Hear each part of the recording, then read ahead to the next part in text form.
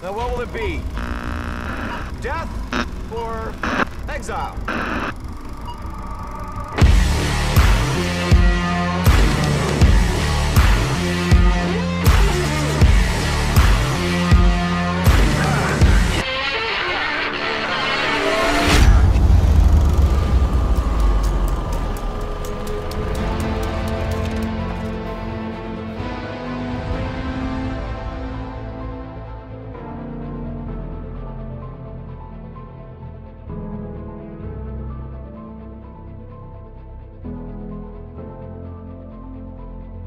Welcome, ladies and gentlemen, to another installment of the Film Exiles podcast. Tonight, the Exiles take a journey into space and into the depths of emotions and feelings and the craziness that is the X universe to review Dark Phoenix, the final installment in the 20-year-long franchise of the X-Men. And I have tonight with me an incredible crew of wild and crazy characters to go into this thing with me. So first off, you hear him laughing. It's Millennial Mike, as always. How you doing, Mike? It's great to be on this pod here for the first time ever. Nice to meet you guys. How's it going? I think I might, jump on from time to time, From time to time. Mike is the ultimate exile Dark Phoenix chill. This is not a joke. We had conversations about changing the name of our podcast to the Phoenix Exiles. Wait. That's bullcrap. I mean, you weren't there when we had those conversations, but they took place. It wasn't me. We also have returning because you have yet to hear him. He was previously on our pod during our marathon X-Men commentary tracks. Chris, also known as the therapeutic guitarist. How you doing, my friend? I'm doing well, man. I'm happy to be here. Thanks. I'm very proud to be the MCU shill for the evening. I'm just throwing it out there. See, happy to be that. I was not going to tell people that. We have a reputation to uphold, and you just... Well, exactly. But they like you, and they're going to hate me as soon as they hear my voice, and I think... This is the time where we're going to use that Thanos editing gauntlet there to just... And why do I feel like I've just been dusted? I don't... Since it's Manu, it's the Monos, the editing gauntlet of Monos. Don't mess with my name. Do not mess with my name. And last but never least, we have Brendan. Brendan, how you doing, man? I'm doing great if you'd say my name right. All right. Okay. Let's do this over again. There's always a grammatical error with you, man. No, I'm cool. Let's keep going forward. Nah, I'm just gonna call you Dark Phonics. Hooked on Phoenix. From here on forward, I'm just gonna call you B. All right. So that works for me. Let's go with Meatball. All right, let's go with Meatball. There you go. Meatball is returning after. All right, Meatball is returning after being a part of our excellent Shazam episode. So thank you so much for being back with us, and I'm really glad to have you because you're really good on that episode. Glad to be here. All right, great. So let's not stand on ceremony here, and let's just jump right into this wild movie. Why don't we start and give our initial thoughts about the overall film? Mike, I'm going to save you for last, and I'm going to, let our guest take the floor. Chris, why don't you get us started? You didn't even have to say it. I didn't have to, but I wanted to. I wanted to make sure that was in there. So, Chris, why don't you get us started? All right. It was, when I first saw it, and after I got out of the theater, I saw it with my wife and a couple people. We were a little conflicted on it at the beginning. I kind of thought at the beginning, is it a fantastic movie? Is it a terrible movie? It's the X-Men, so right away I'm going to be excited. It's that simple. They're telling Dark Phoenix. Right away I'm going to be excited. I love this cast. I think it's a wonderful cast. The performances, as always, were great here. I think I came out of the movie giving it a 7 out of 10, and I've had a little bit of time to digest it. I thought I was going to go down to about a 6, but no, I'm keeping it at a 7 because the performances are great. The visual effects were outstanding, and I just have a complete hard-on for Hans Zimmer. I don't care what he does. If it's Pirates of the Caribbean, Gladiator, I really don't care. Everything he does just ups a movie's game, and his score was incredible from beginning to end. It was almost distracting. It was so good. So this movie is not the dumpster fire I felt that critics were giving it at the beginning, that the bloggers were throwing at it from the very beginning. It had no chance. I think we all know that. All four of us know that on here. I mean, anybody who's a fan of films know that the movie basically had no chance. But I told everybody I could, you know what? After I left it, way better than I thought the movie was going to be. I was happier with it. I have my issues with it. We can get into that later. I'm a huge comic fan, so it went so far away from the comic storyline that did bother me a little bit. But they kept it small. They kept it focused on Jean. At the end of the day, with the Dark Phoenix movie, I don't know if I can ask for too much more, you know? So those are my initial thoughts. Definitely was way more enjoyable than I thought it was going to be. So I'm sticking with my 7 out of 10. Damn, awesome. That was very professional. I appreciate that. That's completely not what we usually get on this spot, so thank you. And I thought I was bringing everybody down. I figured I'd just bring the whole one down. So the Meatball, why don't you take over and tell us what you thought of Dark Phoenix? You know, a lot of what was just said is completely true. I walked out, you know, you don't know what to expect when you come into an opening weekend and you're at a 19% on Rotten Tomatoes. Did it get that low? Yeah, it started at 13% when I first saw the Rotten Tomato score. And by the time it actually opened on Thursday night at IMAX, it was at 19%. Like Chris said, this movie never had a chance. It never had a chance. Nobody wanted it to succeed. Nobody wanted it to be good. And so the image was built that, hey, we were right. It sucked. I've loved this franchise since day one. It's got some issues, especially with some origin stories. But I got out of this and I was at about a 7.5. It wasn't what I expected out of the movie. It was obviously too short. Zimmer's score is just a character in its own. It's not the musical score. It is an absolute character in the movie, and it fills it with so much dread and anxiety that you just can't help but just, it's been phenomenal. But I got to the end of the movie and it was about a 7.5. And I was very happy with that, considering everything that had been said about it. Went back and saw it the next day and raised it to an 8.5. It's really outstanding. Awesome. There's some great character work in it. There's some really, really tight scripting. And I think the movie is all mindset. You have to go in expecting a smaller, more personal story and not a big space opera, which is kind of what we're used to in movies like this. And that does kind of go against the Dark Phoenix story, but I think it really worked in this, and I just don't think anybody expected or wanted that. Awesome. Thank you for that. Millennial, why don't you chime in? What were your thoughts on Dark Phoenix? So once again, going in to the film, it was very anxiety inducing. I got on social media for maybe like a week, beforehand, kept my interaction very limited to DMs only. And I found that later that was even a mistake, as Chris well knows. Yeah, I can attest to that. But actually going into the movie, I saw the movie twice, and I like it a lot. I can't help it. Now I realize there are issues with the film, and I think that if I was completely ignorant of all of what actually has happened with the film and all that, it would be really hard for me to pinpoint what those issues are. I think if I was completely ignorant, but I think that it's impossible to be that. So we have to take that into consideration. But going in like the first and second time, like both these guys said, the music is phenomenal. The acting is phenomenal. The script is very tight. I think part of the reason for that is because it's a little too short. There's some connective tissue that might have been missing. But all in all, I feel like all the characters got to shine pretty well.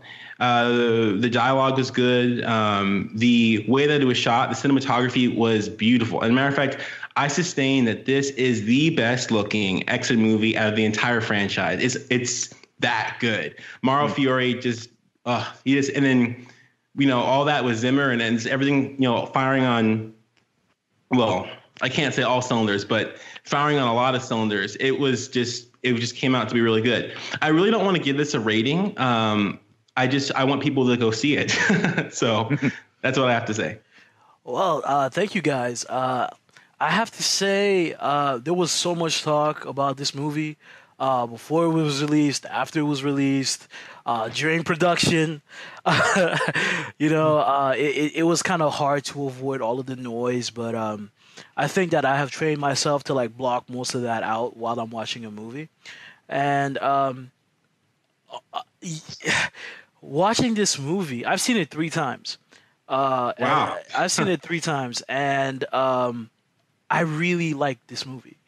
Like, it's not a perfect movie. There are issues, and especially in the second act. But I think that the first act is superb. I think that the climax is very well done.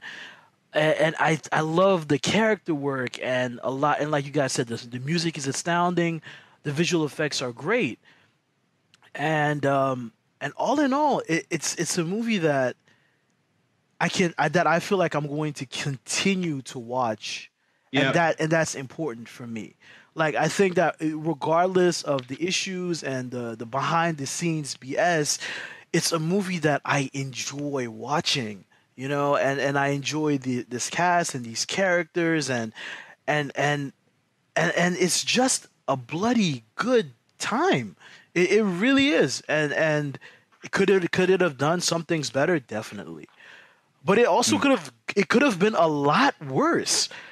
And I think that that's a testament to the cast, the crew, to Kinberg for making this film as cohesive as it is, because it does stand on its own. It stands on its own merits. Like, if this is just the movie and this is all you're getting as a piece of work that has a beginning, a middle, and end, it does work, But all in all, like Mike said, like, we don't tend to give scores, but I do think people should watch it because there are moments in this film that I absolutely love, and I hope we get to talk about them later on. But I'm tipping my hat off to Kinberg, and Mike can attest to this. I wasn't like a big on this movie at all during any of the promo work. I wasn't a big fan of the trailers. I felt that they, especially the first trailer, I felt resembled too much The Last Stand. And I can attest to that. He was definitely. Yeah, he was definitely saying like this is a Last Stand. We had so many arguments about how it's definitely not going to be like Last Stand. and luckily it was not. And it was not. It was not like Last Stand. It was its very own beast, And my initial thoughts are it's a good, solid, strong comic book movie with a lot of things to love about it. So let's skip over the whole thing and let's jump into really talking and dissecting this movie like we love to do. So from what I've gathered over the course of the conversation and what you guys have said, you've all been to some extent fans of this franchise, right, Chris? Yeah, I've been a fan of the X franchise from the beginning. It's had its ups and downs. I'm an X-Men franchise. That's funny. That's great. I'm not an X-Men franchise. Just in case you guys are wondering, I don't own an X-Men franchise. No, I've been an X-Men franchise fan because I'm an X-Men fan. When I was a comic fan first, got into the cartoons when I was a kid. Continued to read the X-Men comics. It's one of the few that I still read to this day. Now that I'm an old man, and I've always seen them as something different. The X-Men movies to me are a little bit more like the Ultimate Universe, if you will. I see the MCU as the 616, kind of like the main universe. And how many great stories came out of the Ultimate Universe? Miles Morales, hello. Yeah. I mean, we've had fantastic things come out of the Ultimate Universe. So just because this is not done by Marvel Studios doesn't mean that these movies can't be good. And when I first saw the first X-Men on the screen in 2000, I was 19 years old. And this was my team that came to life. My team. This is the one that I followed. This is the one that I loved. I hummed that stupid cartoon, every single that dumb theme song. It's still my ringtone to this day in my phone. Except it's with an electric guitar, like with a heavy metal band doing it. I love that thing. I think that cartoon was great. And that first movie, which has aged, it's still a good movie. They still represent mutants well. The struggle, the civil rights allegories that they have for it, everything, like the whole teenage angsting with Rogue. Did a great job with it. X2 upped its game. X3, I'm sorry, in my opinion, was a dumpster fire, and so was X-Men Origins Wolverine. I think both those movies were just atrocious. But I thought First Class, we did the commentary, really brought it a step up. And X-Men Days of Future Past, to me, is right up there with the best comic book movies of all time. Not just best X-Men movies, but best comic book movies of all time. It's way up there. Apocalypse took a step back. In between, we had Deadpool 1, Deadpool 2. Logan was such a great movie. Wolverine 2 is underrated. And then we had this movie, which to me is kind of in the middle. I think it sits right in the middle. So I didn't mean to be a little long-winded there. I apologize. But as an X franchise, the movies, yeah, I think you can be a fan of the DCEU, the X-Men CU, and the MCU, and Image, whatever it might be. Because if they're making good movies, who really friggin' cares, right? And most of these movies are just good movies. That's it. And they're telling the mutant story in a smaller way than some of the other comic book movies have done. But that's kind of okay when we're talking about the X-Men, isn't it? Because that's what the X-Men are all about. Some of the struggles that they have are a lot smaller. They don't necessarily have to be Apocalypse versus the team. It should be civil rights, or as I said, something like a minority that's being pushed aside. That's what the X-Men represent. Man, that's awesome. Thank you so much for sharing that with us. And yeah, you were long-winded, but hey, man, we're a long-winded podcast anyways. We barely get underneath 2 hours. Just say, shut up. Meatball, what about you? Yeah, I mean, I remember I was not 19 when the movie came out, but I was I was almost old enough to drive, so we'll put it that way. But that could mean so many different things. Yeah. Well, I graduated in 2003, so we'll just leave it at that. But I did graduate, which is more than most MCU fans can say because they're not old enough to graduate yet. Oh, my God, man, I'm an engineer. Hey, I said most. Chris is right, man. I saw the first movie 8 times in the theater. I remember that number. It was so different than anything else. I grew up on Reeves and Tim Burton's Batman, and then obviously we were just a couple of years out from the dumpster fire of all dumpster fires from the last 2 Batman movies. And then this movie rolled out, and it was beyond spectacular. It was something completely different. It was darker, it had a little bit of humor, but I loved the cartoon growing up, and it really worked. And like Chris said, it's aged quite well. I mean, it's a little cheesy by today's standards, but it's a very small contained story, and it was really good. But X2 just stepped everything up. Brian Cox is still one of the best comic book villains maybe ever. He was just phenomenal. X3, I don't see as a dumpster fire, but it's the dumpster at least. It's got some major issues. It's just not on fire yet. It's got enough redeeming factors in it to where it's still watchable. The score is outstanding. They really the theme that they used for that movie was really something else. Wolverine was fantastic in it. The stuff with Jean was quite good, except it was just all pushed to the background for the stupid cure. Mm-hmm. There's some major issues with it, but it's decent. And then again, then you get to Origins, and wow, that's bad. It is so bad, and it's not even bad in a good way. It's just bad. Except Liev Schreiber is pretty great as Sabretooth. He makes the movie almost watchable. He loved every moment that he was in that movie, and it was on screen. You could tell. So he was great. I agree wholeheartedly. Definitely. He really made that role something great. And then First Class, it has an extreme amount of 60s cheese to it, but it's still really good. Magneto and Xavier are obviously the stars, and it shows. They're fantastic. And then Days of Future Past is mind-blowingly good. Just in every way, shape, and form. Keep preaching. It is up there with... It's perfection. It's borderline perfection. And the road cut doesn't make it any better or worse. It just makes it something else. And I'll probably just watch that one permanently just because I have it, and I have it in 4K, so why wouldn't I watch that? Damn right. Show off. But yeah, right. It's privilege.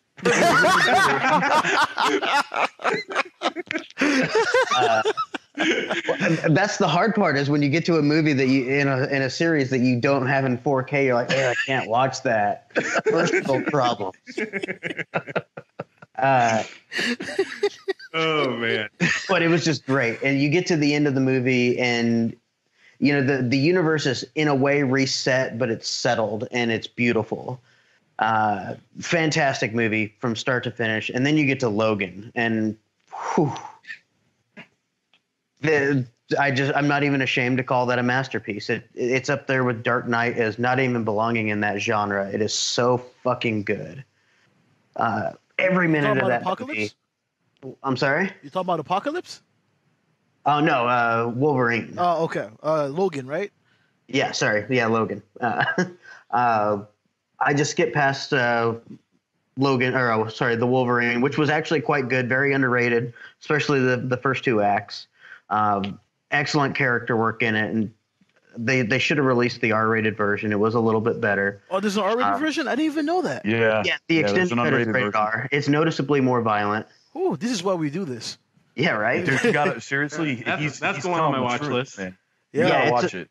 It's a lot better if you have problems. I actually really like the Wolverine. I really like that movie. Yeah.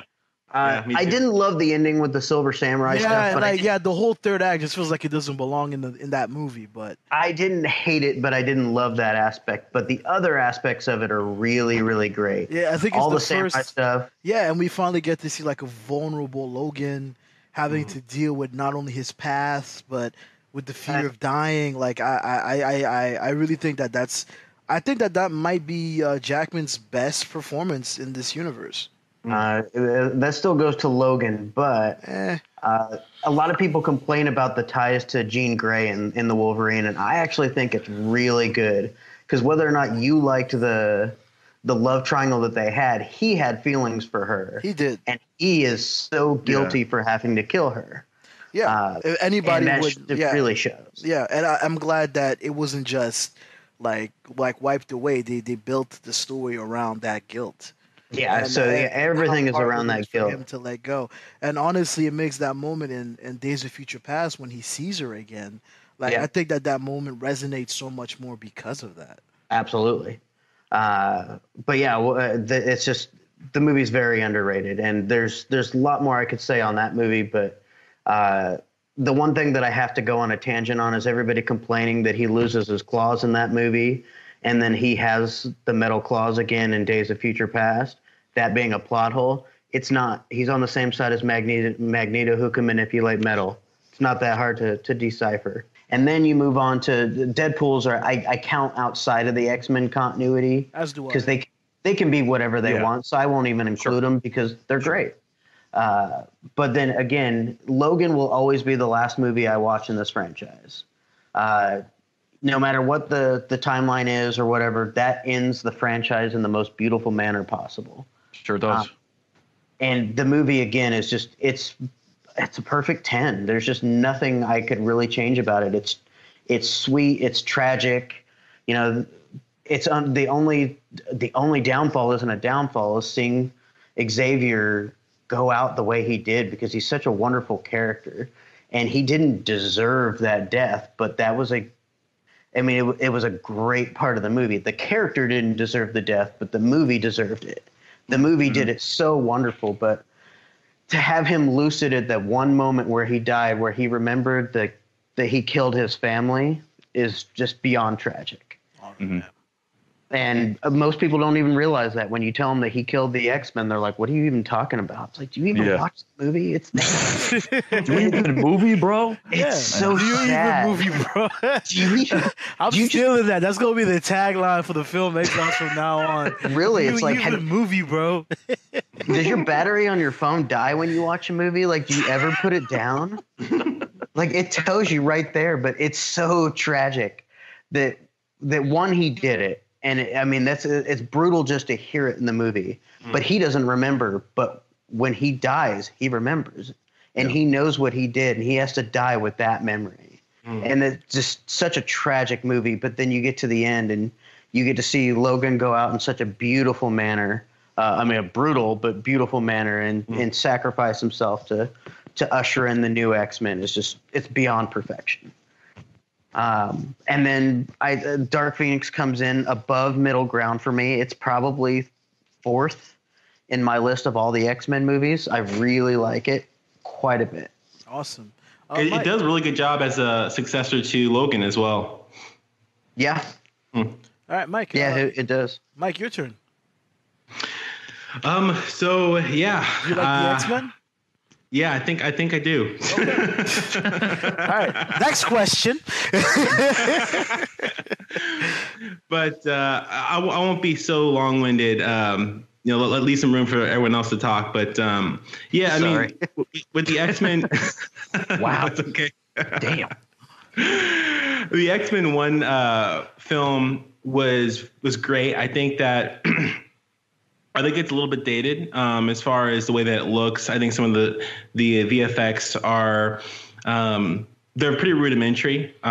So when you watch it, it's hard to look past some of that. But the script and the acting and the dialogue is all so good that it's pretty easy to look past that. X2 got some of the benefit of having better implemented VFX, but with all the same, benefit of the technical aspects and the acting and the script and all that, but even better. One of the best X-Men movies in the franchise.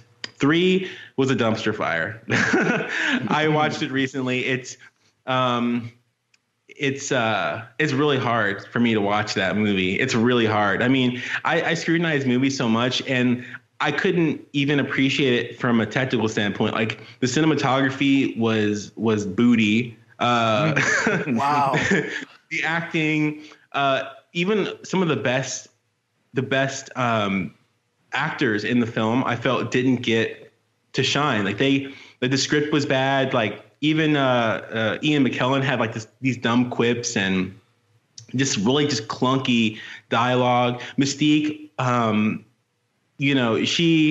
her character had been so expressive without actually having said anything. And I think that I would have loved to have her have more lines of dialogue in that movie, but the dialogue was really bad. So that kind of actually, maybe that was a good thing, because when Jennifer Lawrence came around, I was actually really pleased, with Mystique. She was like, a full-fledged character. I'm not gonna pretend like what was her name, Ramajin, or I forgot her Rebecca first Romaine. name. Rebecca Romaine. Romaine. Okay. Yeah, Rebecca Romaine. It's Jerry O'Connell's wife. Yeah. Yeah. Lucky guy. Bastard. Yeah, we all hate him. Yeah, Dick. He got his dick bitten off in Piranha. What the? Spoiler alert. Nice. Wow. Nice. Well, you learn something new every day, folks. He said nice. Nice. It was not real. Mike, But carry her on, character please. was, her character was definitely very one-dimensional, I think, but there was a certain amount of character and personality to it. Then you go to First Class, and I think that is probably one of the best movies. I personally rate it as, honestly, it's a toss-up between that and Dark Phoenix. I really liked First Class a lot. It was super stylish, and like anyone knows me, that if you have some great music, some awesome moments, some really stylish, directing, that you'll get me. Like, is the film perfect? No. I'm not rating this based upon what's the most technically perfect. I'm rating it on what I enjoy. And First Class, just, I can, the memories of like, to show you how much I love this movie, there are more scenes in that movie that I remember and feel emotional about than even in Days of Future Past, which I recognize is one of the best superhero movies of all time. Comic book movie. I won't even call it a superhero movie. One of the best comic book adaptations of all time. Like the Rage and Serenity scene is just, it brings me to tears every time I think about it. Like, that scene is, it's not that close to the terraforming scene in Man of Steel, but the fact that it's even within eyeshot is something. Like, that scene, I just think about it and I immediately start crying. Like, it's a religious experience for me, the terraforming scene, right? But the Rage and Serenity scene, like, it's got some powerful impact on me as well. And I can't really think of too many other superhero comic book adaptation moments that have that much of an impact. Not even and I'm sorry, it hurts me to say this, but even like the end of Logan didn't really do it for me. So I'm so sorry about that, because I love the character and I love the franchise, but it wasn't as impactful to me. And I think that if it was, I probably would rate it a lot higher. I reject your hypothesis. That's it. I'm disconnecting. You got Tarantino'd. I got Tino'd, huh? What's called Tino'd? You got Tino'd. Tino. So after that, we have Days of Future Past, which it's perfectly paced. It is extremely. It's the best looking film that Singer has made. The dialogue is amazing. Charles talking to his younger self is just poetic cinema. Oof, man, just straight up cinema.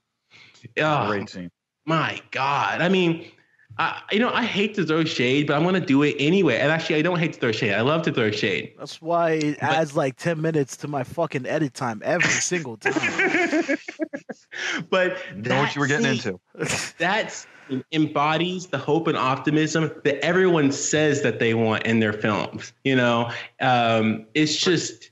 But they didn't save a cat out of a tree to do it. There it is. It's so good. It's so freaking good. So I really just, if you haven't seen the film, just watch that film. It's powerful. It's heartbreaking. It's joyous at times. It's just so touching, and it has so many great things to say. And I think it gives the characters really great arcs and opportunity to finally reach the peace that they've been fighting so long. It says so much about these people who fought and they remained human, even though so many terrible atrocities has happened to them. And it's just wow. I mean, 10 out of 10. I can't change anything about that film. It's perfection.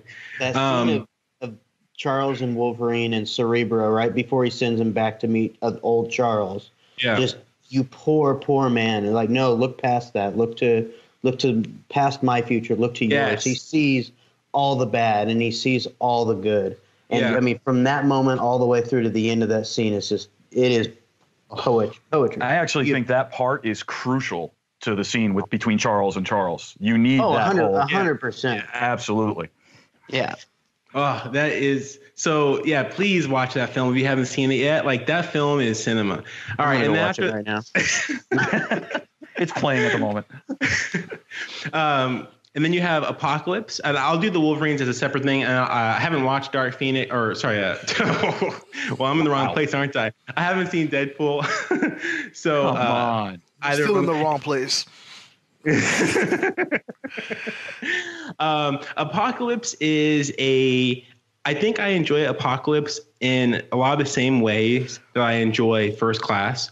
It's not the best film in the franchise. There's a lot of problems with it, but I think that it still carries on the tradition of really great Singer directing, and I think that it's very stylish. There's a lot of moments I remember from it, and the music is great, and Fassbender, puts on an amazing performance.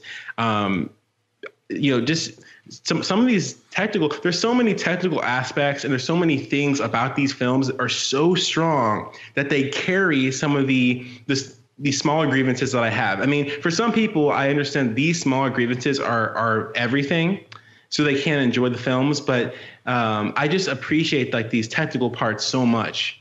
And McAvoy is fantastic in that movie. He is. Mm. The actors, even some of the newer actors do a pretty good job. Actually, Jennifer Lawrence actually had a really few good moments in there.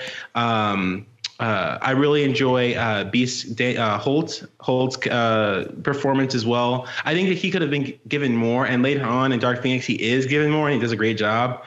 But I think that everyone does a really good job with what they're given. And I don't ever feel like I'm missing anything, really. I think that they give me enough. They give me the percentage of what I want from every character. So that makes me happy. I mean, honestly, if it was just, Magneto and Charles, I couldn't really complain too much about that. So Then it's going on to the Wolverine films. The Wolverine, I just love the pace, love the tone. It's a really great film, underrated. Logan is great. I think it's very emotional. It's very, very well done. I think that second to Dark Phoenix, I think it's the best. If I had to say like the best looking film from a cinematography standpoint, I would say Dark Phoenix is number one. Number two, I would say is Logan. And number three, I would say is Days of Future Past. So those films just look really great. And then, like I said, I didn't watch the Deadpool movies. They just didn't really interest me that much. I'm kind of not really into the raunchy shock jock kind of humor thing. So it just wasn't really into me. Okay. That was brief. Yeah, that's my. This is my brief. Okay. Well. Okay. I'm sorry. He's speechless. I need a moment. See, I sucked the vocabulary right out of you. I really, I'm a big fan of the X franchise. I was not 19. I'm hurting over here, guys. It's just, Probably your arthritis. it probably is. I'll have a migraine in the morning when I get up. Knees are going to start cracking. This is just, oh God. All right. Don't get old, guys. That's all I can say. Don't get old. Okay. I'll do my best. I remember loving X1, and I still love it to today. We did a commentary on it not long ago with Mike and Pranav, and It'll be released eventually. it will be released. But it's such a wonderful, well-paced movie. Like it's remarkable that there's so much in that movie, and it's like an hour and 45 minutes. There's so much in it. I think X2 is really one of the best movies that I've seen. It's just a great movie, all things considered. I haven't seen The Last Stand in forever, and after editing The Last Stand commentary check, I really don't want to, because Mike said that it was hard to watch, but I was just listening to him and Hayward talk about it. I'm like, yo, this must be bad.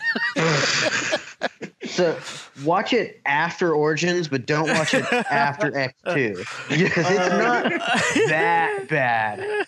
It's just not particularly good. Oh, And coming after the amazing X2, it's pretty bad. It's the ugliest looking film in the X-Men franchise. Dude, it's it not looked good. very amateur. It's just not good. and this is gonna be a very unpopular opinion, but I do not like First Class. I do not like First Class. We've talked about this, Chris. We've talked about this, Mike. I don't like that movie. Like, I really don't like that movie. Like, I don't get it. I don't get it. Like guys, I'm sorry, but I don't get what you guys like in this movie so much. Like, there's this phenomenal performance by Fassbender. And like, I guess, like, and the music is good, and like just the vibe. Some of the shots too. When the sub was rising from the water and the music kicks in. The submarine scene is fantastic. The whole end with the coin going through his yes, that Kevin Bacon is fantastic in the movie. It shocked me at how He's good he a was going very to good be. film. Yes. But I get where you're coming from. The movie is pretty cheesy. It's not just cheesy. It's not good. Like, the dialogue. It's not a good movie. I'm sorry. Like, That's a hot take. You have Mystique, like, you're Magneto, and like this is like the baddest assest dude in the whole franchise, and that's how he got his goddamn name. This chick just walked up and she said, "You're Magneto." And you have Fassbender, one of the greatest actors of this generation, that has to respond to that with this look on his face, like, that's not bad. Like, this is actually in this movie, and we're not here to talk about First Class. Wow. To everyone in the he fucking gives her the top 10 Superman film kiss. exile What brands. the fuck? He fucking gives her the Superman kiss. Like, come on, people. Like, come on. The Superman kiss. Like, Yeah, he kissed but her at and she least forgot he's her. got telepathy. He's got a reason why it's possible. Meatball, like, I ain't trying to hear none of that. That's what they were going for, though. Like, it's so, we're not here to talk about First Class. You're the karma. Clear the karma. I honestly do not get it. I don't get it. I just don't. Anyways, I really love Days of Future Past. Like Days of Future Past is like next level filmmaking, and I like Apocalypse as well. I think that Apocalypse is better than its reputation. And Dark Phoenix is also a very good addition to the franchise. The Deadpool movies are fine. I don't think that they're offensive in any way. I think they're fine movies on their own. And you know, Wolverine, I do not like Origins. I think Origins is just not meant to be remembered in any way, shape, or form. Like even the franchise makes fun of through Deadpool, they make fun of that movie all the time. So even they know. And I really like the Wolverine, like we talked about. All in all, I don't understand the hate that this franchise has received over the past couple of years. I'm not as high on Logan as a lot of people. I think it's a good movie. I'm just not, you know, where you guys are at with it. That is this religious experience and so on and so forth. It's okay. It's a good movie. Yeah, I feel the same way. It's really strong. It came at the. I think that in a lot of ways, it's like First Class. It was elevated by the time that it came out. First Class, like if you think about it, like First Class came after Wolverine Origins and X3, where the franchise was really out of low, and then it came. Well, Logan benefited from a lot of the same narratives, like it's his last movie, it's his send off. I mean, it's like the end game. It was kind of like the end game for X-Men. So it had a lot more emotions involved, and then also I think it played a lot to sentimentality. It was really well shot too. So it's better than most comic book movies, and I think that also people were really asking for an R-rated movie, and they said when the whole narrative, it's going to be R-rated, it's going to be full berserker mode and all that, and then Wolverine. Wolverine and people and all that stuff just really that narrative around it boosted the film, regardless of how good the film actually was. It really made the film a lot more accepted in the public eye, in my opinion. Same thing as First Class. So brutal. Same thing as First Class. First Class is trash, people. Get your head out your asses.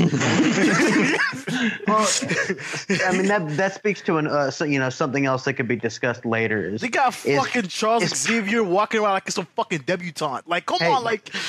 We're not talking about First Class. First what? First ass. Anyway. But how much? Well, you know what? We always of a movie. But I will always give First Class. Did you lose your virginity to this movie? Oh my God.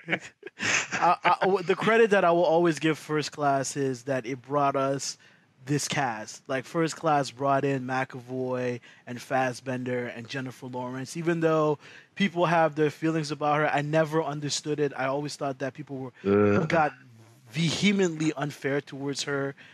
But I will always be grateful for First Class for at least giving us this amazing trio of actors that have stood through these last few movies. So now let's finally, after 45 minutes, let's talk about fucking Dark Phoenix.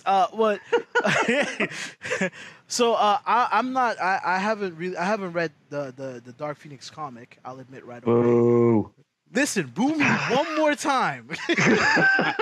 Yeah, I've read it several times. I just bought it recently, so thank you. So you guys who's Brendan, have you read it? Meatball, have you read it?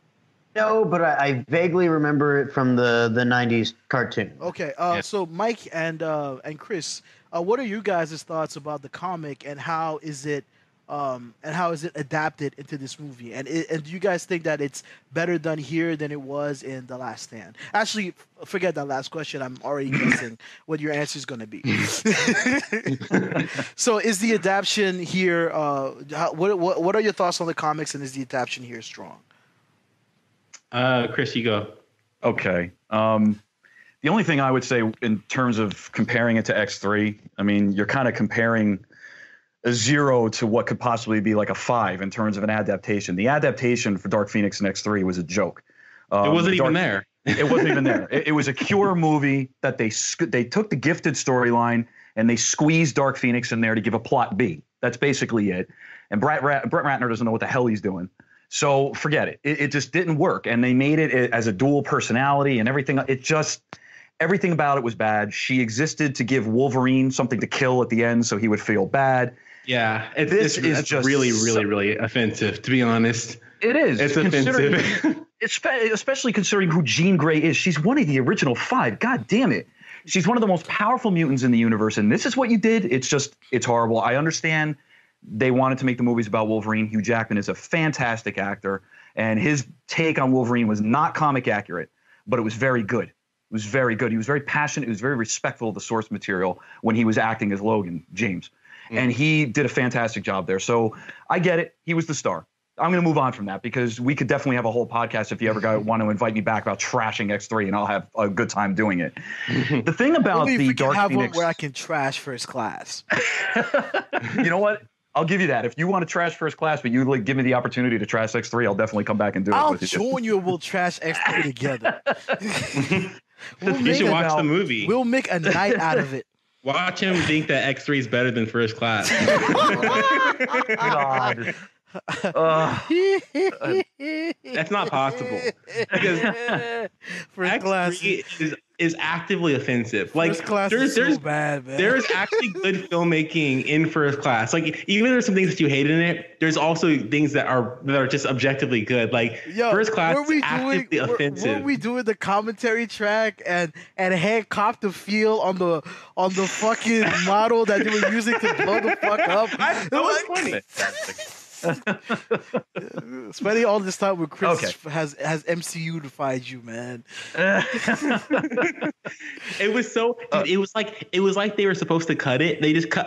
They started rolling it a little earlier. And Matthew Vaughn decided to keep it in. You know, that dude is so problematic. I swear to God. He is funny, but he's problematic. I'm sorry. Okay, back to Dark Phoenix. I apologize. The Dark Phoenix comic, to me, some of it was made a little bit before I was could even read comic books, but it was this slow burn that built up over basically 4 years. I think I might be wrong. I think it's 37 issues. That's a lot. And it's the Phoenix Saga as well as the Dark Phoenix Saga. So there's 2 separate things. With Dakan from the Shi'ar Empire trying to get the M'Kraan crystal to attain like this infinite power, whatever. And it starts very similar to the Dark Phoenix movie because they go out in space, except the astronauts are going to be killed by like radiation, I believe it is. The X-Men save them. In that process, Jean thinks she's going to kill herself, just like in this movie, basically. Well, maybe not completely like the movie, but you know what I'm saying? She knows there's a risk. She bonds with the Phoenix Force, and they kind of go about their daily business after that. They're just like, whatever case, she has the Phoenix now. They go off and fight Juggernaut. They do a whole bunch of other shit with this slow burn happening in the background that she's getting stronger. She's losing control. And then, like I said, you get the whole thing with the M'Kraan crystal and everything. They fight.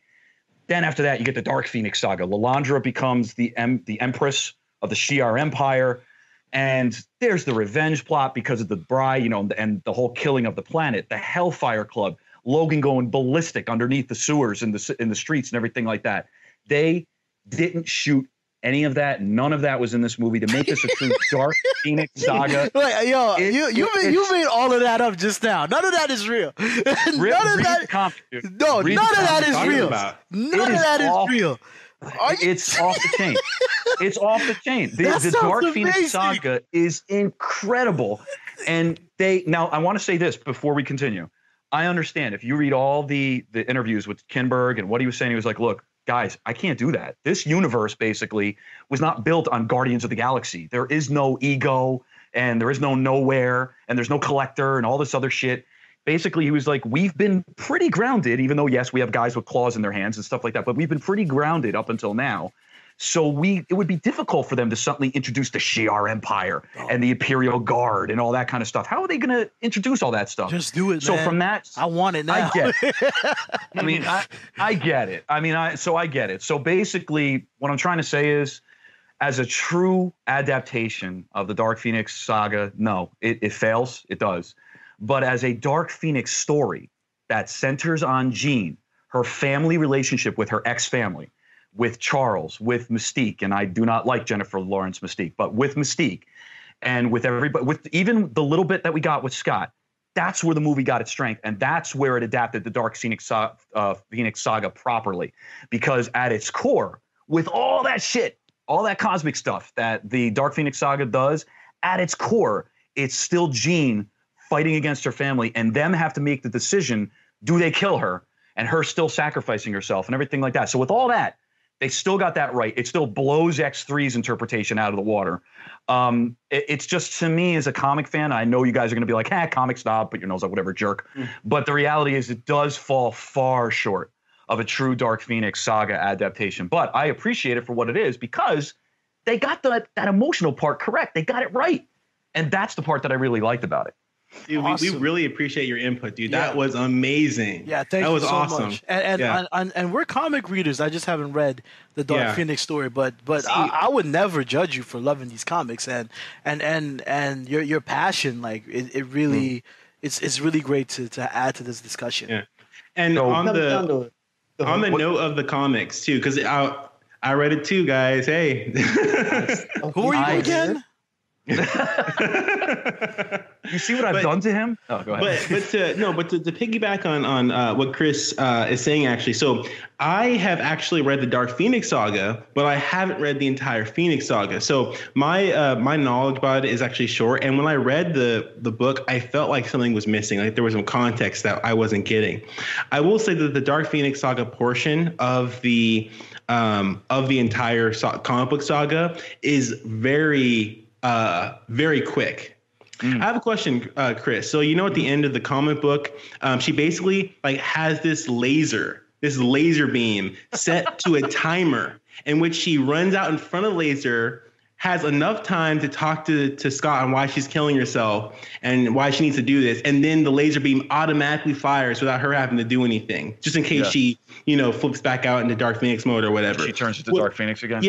Yeah. Was that laser being set up in earlier comics? Because that was the dumbest ending to any comic book I've ever read. It's not stupid. Dumber than the Civil War ending. No, the answer is it's not completely set up that way. The only thing they set up is that the Shi'ar Empire have technology that you and I could never comprehend. And I know it's a cop-out. She has this whole it's a total cop out. She has this whole paragraph. She explains that she sets the laser up and she's doing oh my God, couldn't you have found I would have rather her death by Wolverine than how the ending worked, because the comic was because X3 did it better. Well, no, but I was thinking, because I also read I believe it was the First Class comic book, but basically it was really, really weird. But it was a comic that came later when she basically was resurrected, and then she goes to the whole saga all over again in a newer version, where basically Wolverine stabs her, very X3, similar to how X3 is, right? But it doesn't kill her because the Phoenix can heal her, Yes. And then, but it just knocks her out, right? He then takes her onto the ship in outer space, and then she wakes back up, and then takes Wolverine and her back to Earth, where Magneto then kills Jean by giving her a stroke using his magnetic power. Stroke, it's ridiculous. A planetary sized stroke. I'm quoting that from the comics.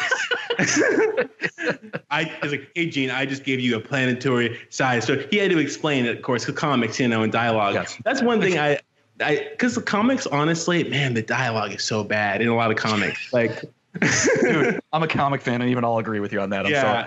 They just are. It's corny. Yeah, it really is. But anyway, write First Class? Wow. Every chance he gets.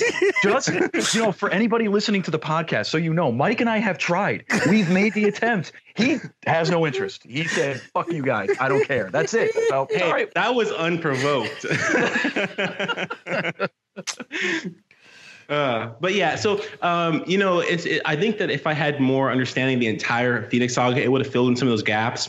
But I'll say that there's storyline switch on a panel in Dark Phoenix saga. You're reading, and then it's 1 minute something is happening, and then the next minute they're on the Shi'ar Empire, on whatever the planet is, and they've woken up and things just happen like rapid fire, So it's really hard for me to understand what you're saying, Chris, about this whole slow burn thing. I mean, maybe it was a little bit slower, but I can't imagine how much slower it could have been, because the Dark Phoenix Saga portion of it, the ending part of it, was so rapid fire. It felt like, I just think it was a product of its time. It's like a kid who's like drawing in his notebook and he's making up these like fantastical stories as he's thinking about it. It's just like, and then this happened, and then the Phoenix comes out, but then Scott says, no, Jean, and then this happens. And then like, that's exactly what the comic book felt like, And to be honest, I think that no matter how you would have done it, even if you were more like faithful,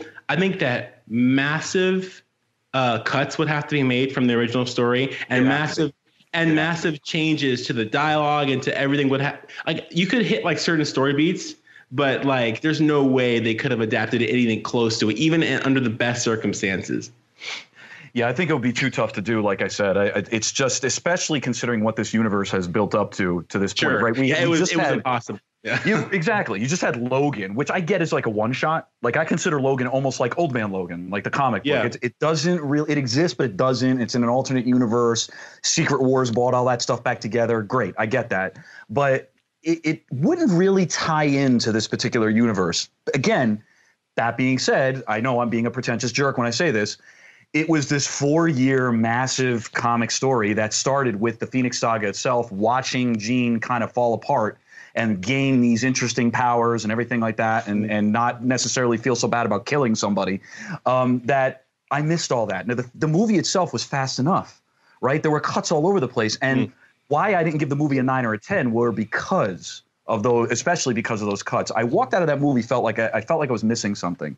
Something just wasn't there. And I think, and trust me, by the way, I'm not saying that if they threw all the Phoenix Saga in, that would have suddenly made up for all that. No. Sure. Cuts had to be made, but I just sounds like there was a much more Phoenix-y version of the movie. It sounds like there was. We'll get into that later. Yeah. But from a comic standpoint, I mean, again, I go back to it. They stuck with what they said they wanted to do, and that's why I don't understand why everybody was so surprised by this. I'm a comic fan, and I wasn't surprised. He said, "I'm going to concentrate on Jean. This is her movie. I'm bringing out the family. That's what it is. It's her against the X family. And that's at its core what the actual Dark Phoenix part of the Phoenix Saga is, right? It's her against her X family. They're defending her, even going into outer space to have a gladiator fight on the moon to defend her. They're really, I mean, it's ridiculous what they do to defend her family.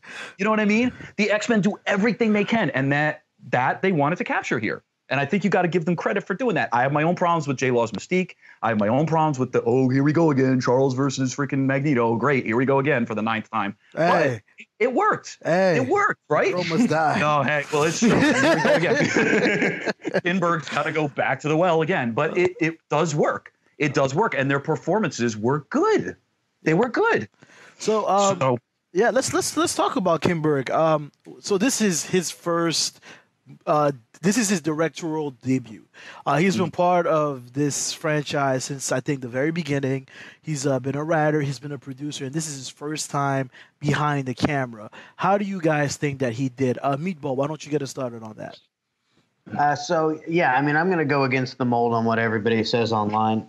I was just sitting there thinking the whole movie, he's doing nothing wrong here. The movie was shot beautifully. The character moments were captured wonderfully. You could tell the cast wanted to be there for him. They all said they'd come back and do it because of him. And I think that all came out on screen.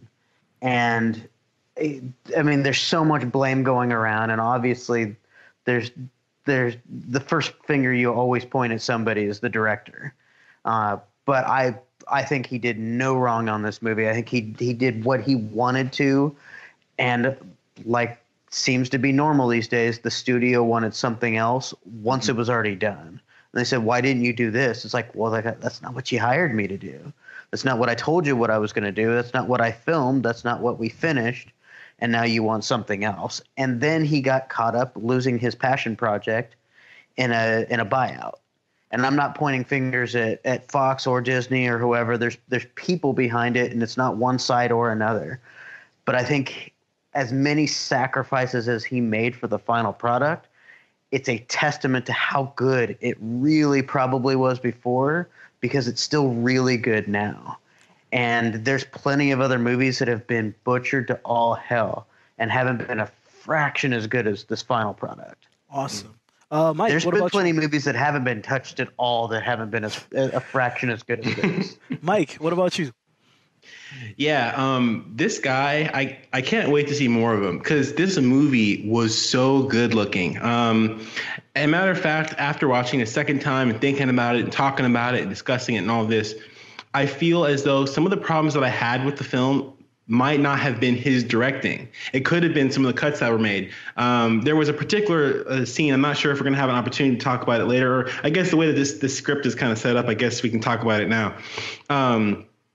There was a scene where Beast is so Magneto and his posse and Charles and his guys are meeting in a park in front of a building, and they have a confrontation, right? Well, everything's pretty good until Beast starts like running around like the streets and like jumping over cars and stuff, and then I just feel like, so they have several characters doing things, and then what they do is, each character has within eyeshot like at least 2 or 3 other characters. So they jump from point of views from each character, and then they have like this thing where they're like looking at 3 different, like Charles is looking at 2 different people and deciding what to do, and then someone else is, and you get kind of lost. Like I think that they kind of cross that imaginary film line where if you move the camera past that line, your brain gets flipped around. I forgot what they call that.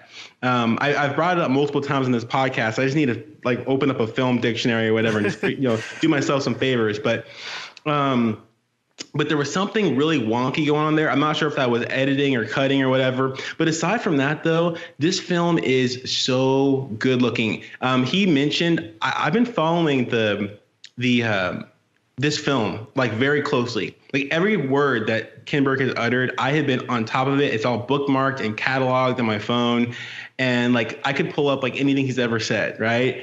And he's mentioned ad nauseum how like it was going to be grounded. The colors were going to reflect that. It was going to be intimate, very close, very personal. And when I watched the film, lo and behold, that's what he said it was going to be. It's exactly what he said it was going to be. Lots of great close-ups, like so many awesome close-ups, so many great scenes. You could just snapshot and like put it on your wallpaper. The colors were just so like earthy and rich, like he mentioned in some of his interviews. The dialogue was well handled. The action scenes, most of them are really well handled. That train scene, I mean, who knows how long it took them to film it, or when it was cut, or the circumstances of how that train scene came to be. Who knows? But it's freaking awesome. It's so sick. Magneto crushing the train car was so good. No, you know what my favorite part of that was? It was Storm when she drops down and loads up and then shoots at Jessica Chastain. Like it's just so raw power there. Yeah. It's like I just love that. Yeah. And when Magneto is using these handcuffs as like he's doing some martial arts, like he's jumping around, sliding around and stuff, like using his magnetic powers to like spin around and actually like move, like he's agile, and he's using his powers to like actually kind of do that. And he's like Nightcrawler dropping that chick in front of the train. I love that too. Dude, he straight up stabbing people through the neck. Magneto is close quarters battling. Like he's always this guy. Yeah. He's like always like ripping stuff out of the ground and throwing big stuff around. He's like using like moving people's hands around with like stuff and like, oh my God, it's amazing. Or when Nightcrawler had the knife and he was just stabbing Chastain, it was like keep like disappearing and like going all over the place trying to get her from different angles. That was awesome. Yeah, I don't remember anything like that since X2, man. Like that was. There's some great moments in there, but my absolute favorite moment in the train sequence is the parallel to the opening scene, and this is why I am looking so forward to whatever Kinberg does next, because in the first scene of the movie, it's Jean in the car with her parents, and the car crashes, right? And as the car crashes, there's this glass, and the glass is about to hit her, but there's like a protective bubble around her. Oh my God! But yeah. the Dude, protective, keep going. I want but anything. Oh my God! there's Ah. a protective bubble in front of her, but Yes. not her family. So her mother dies, and her father, well, abandons her because he, you know.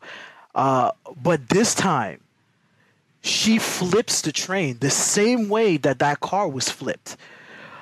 And in this time, in this confusion, she is able to protect each and every member of her family.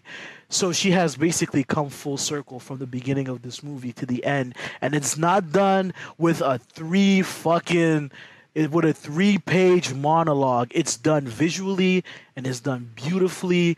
And when I caught that, I was completely won over by this director. And I really, really hope that he comes through all of this mess on the other side, and that he's given the opportunity to really, really shine the way that I know that he can. Yeah. That was a scene lot was of people that gave their amazingly thing. shot. Excuse me? Let's finish on that scene, but I want to actually say on the opening scene, that car crash. Yeah. That scene was wonderfully done too. It was. Yes. It was. And I've got to compare it to another movie that came out a few months ago, and Shazam's opening car crash Okay. was CW level compared to that. And it's just something This car as crash simple was brutal. It was. Yeah, it it was. It was It brutal. was something as simple as a car crash shows his ability on his first movie to handle it better than another movie did and just not feel childish. It was pretty brutal. It Yeah. It was was. a brutal scene. Even the violence on the mom and the look on her face is, as you can tell, she's done. She's gone. Yeah. Yeah. And Yeah. then later when you find out that her dad was alive and you see him That scene lose it was- at that moment, That was a really emotional scene. Chris, sorry. that was that was very well done. So Chris, what did you think about Kim Berg's directorial debut? I think that Mike and Manor, you guys probably know that I haven't been a big Kinberg fan. Yeah, for a Keen on while. Kinberg. I haven't been keen on Kinberg. I respected him. I've always known he's a good producer. If you take a look at his resume and see the movies that he's produced, the guy can help make a movie look good. He can help pick the right cast. I think he does the right things as a producer. But as a writer, you're looking at X-Men Last Stand. You're looking at Triple X. I think it was State of the Union he did. Abraham Lincoln Vampire Hunter. I could keep going. They What were about not First good. Class? They were not good. But First Class, I don't think he was a writer for First Class. I think Yeah, that I was a don't Matthew think- Vaughn story. He was a writer on Days of Future Past, though, right? But that was Yeah. a Matthew Vaughn story that Bryan Singer and Kinberg kind of adapted. Okay. That was mostly Vaughn's treatment.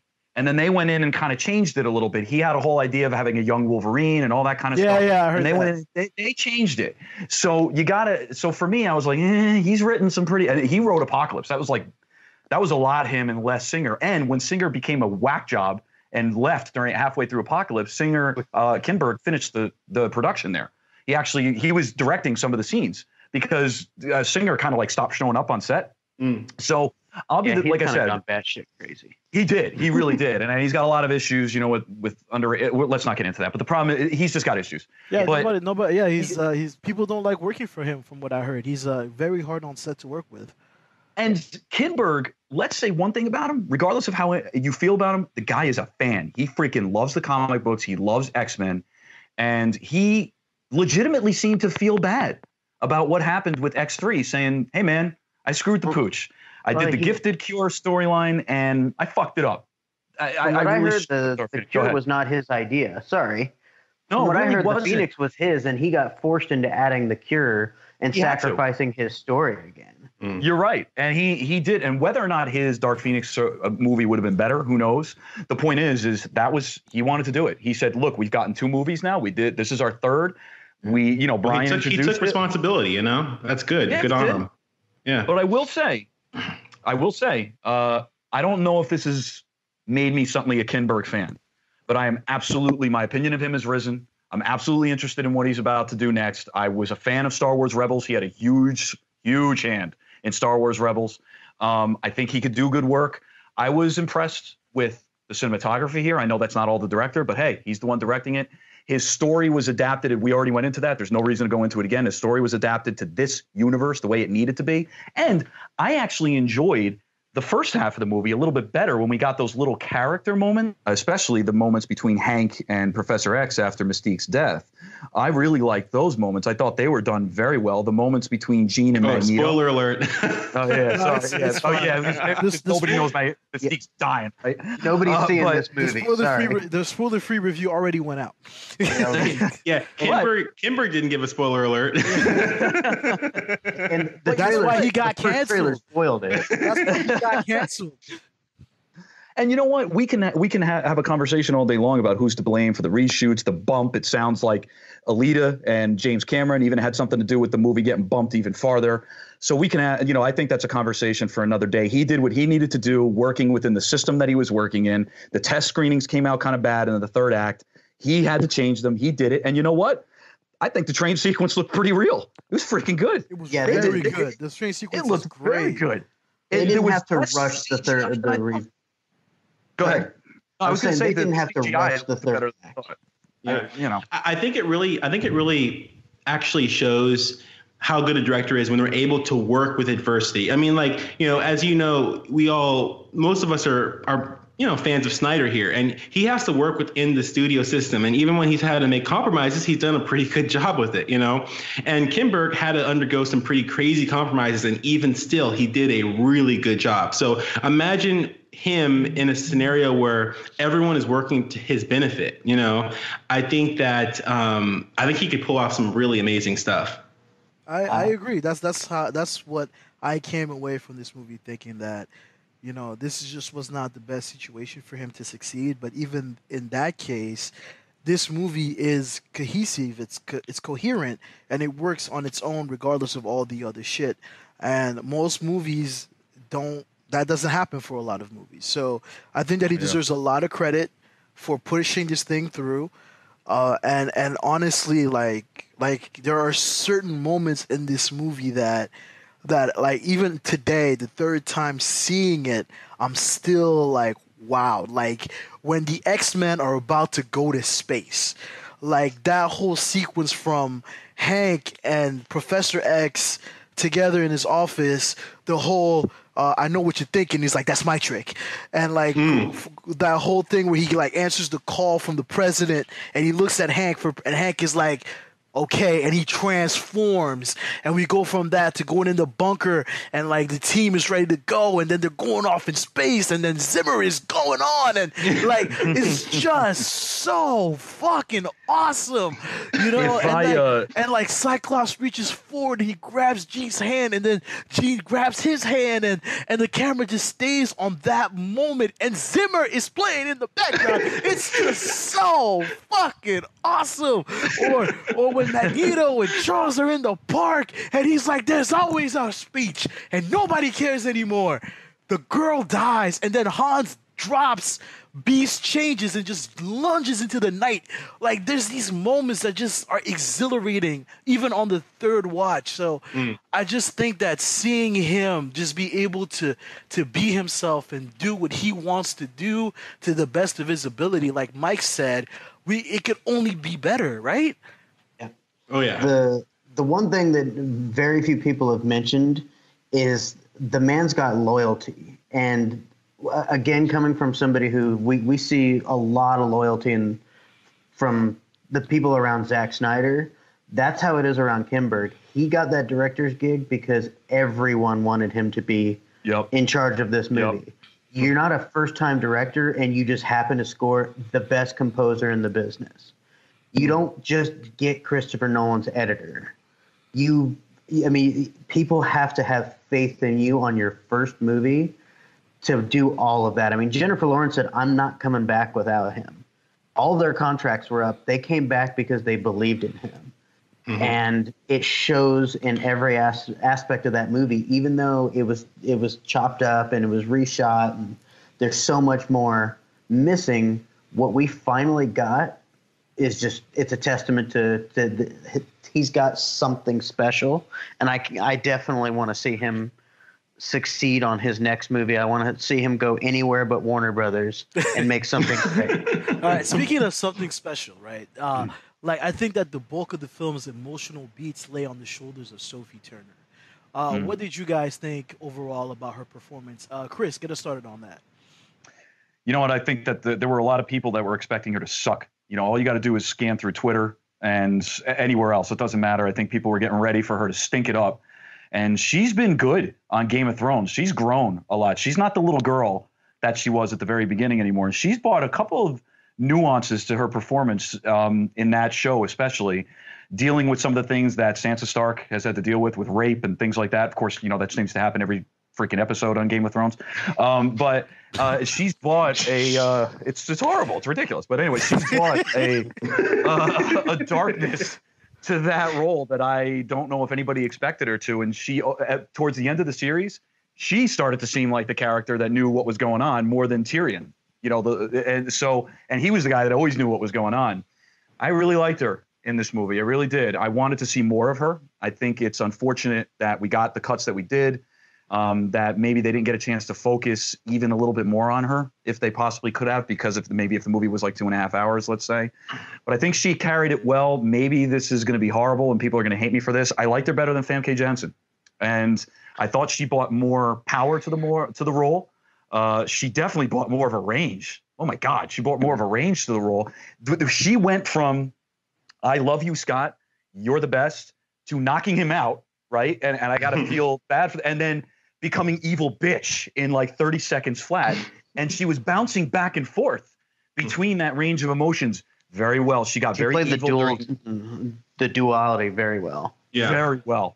Very well. She got very evil during, you know, the scene in the street. And then when she did what she did, it was, oh my God, what the hell did I do? And it wasn't the cliche movie, what have I done? Right? Yeah. No, yeah. It was done very well. Yeah. And when, in the alleyway after that, she kind of snapped out of it. Like she was like mentally unstable because she was like, you know, she was like wiping the blood off of her shirt and everything like that. And then she's like, I think you hear like a whisper in her head, and then she kind of snaps out of it, and she's like her mind kind of just like shifts, you know. It's good stuff. And then she goes with this very determined look to Magneto, and she's there.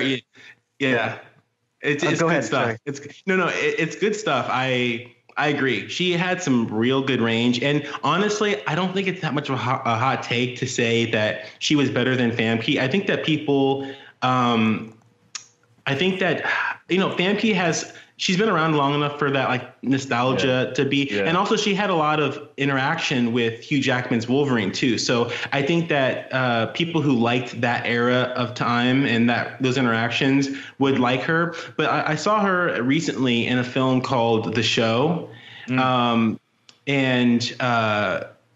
you know, she's not that good. Wooden. She's very wooden. Yeah, she's not that good. I mean, she's not terrible, but Sophie did a better job for sure. Yeah. You can actually start to tell from the trailers that some of her duality was cut from the movie. Oh yeah. The little line from the trailer of her asking, you know, why did you make me do that? You know, she was my friend.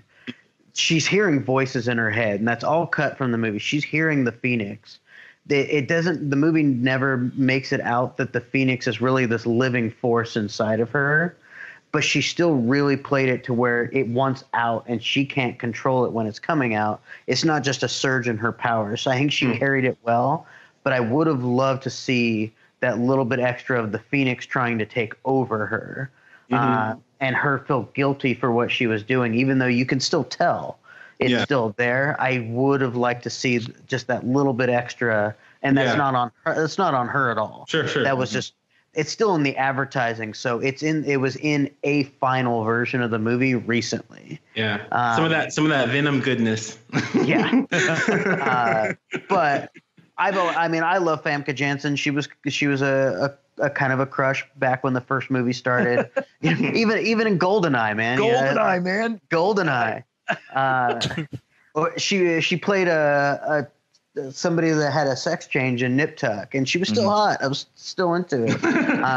But I met her in person at Denver Comic-Con a few years ago, and she's really nice in person.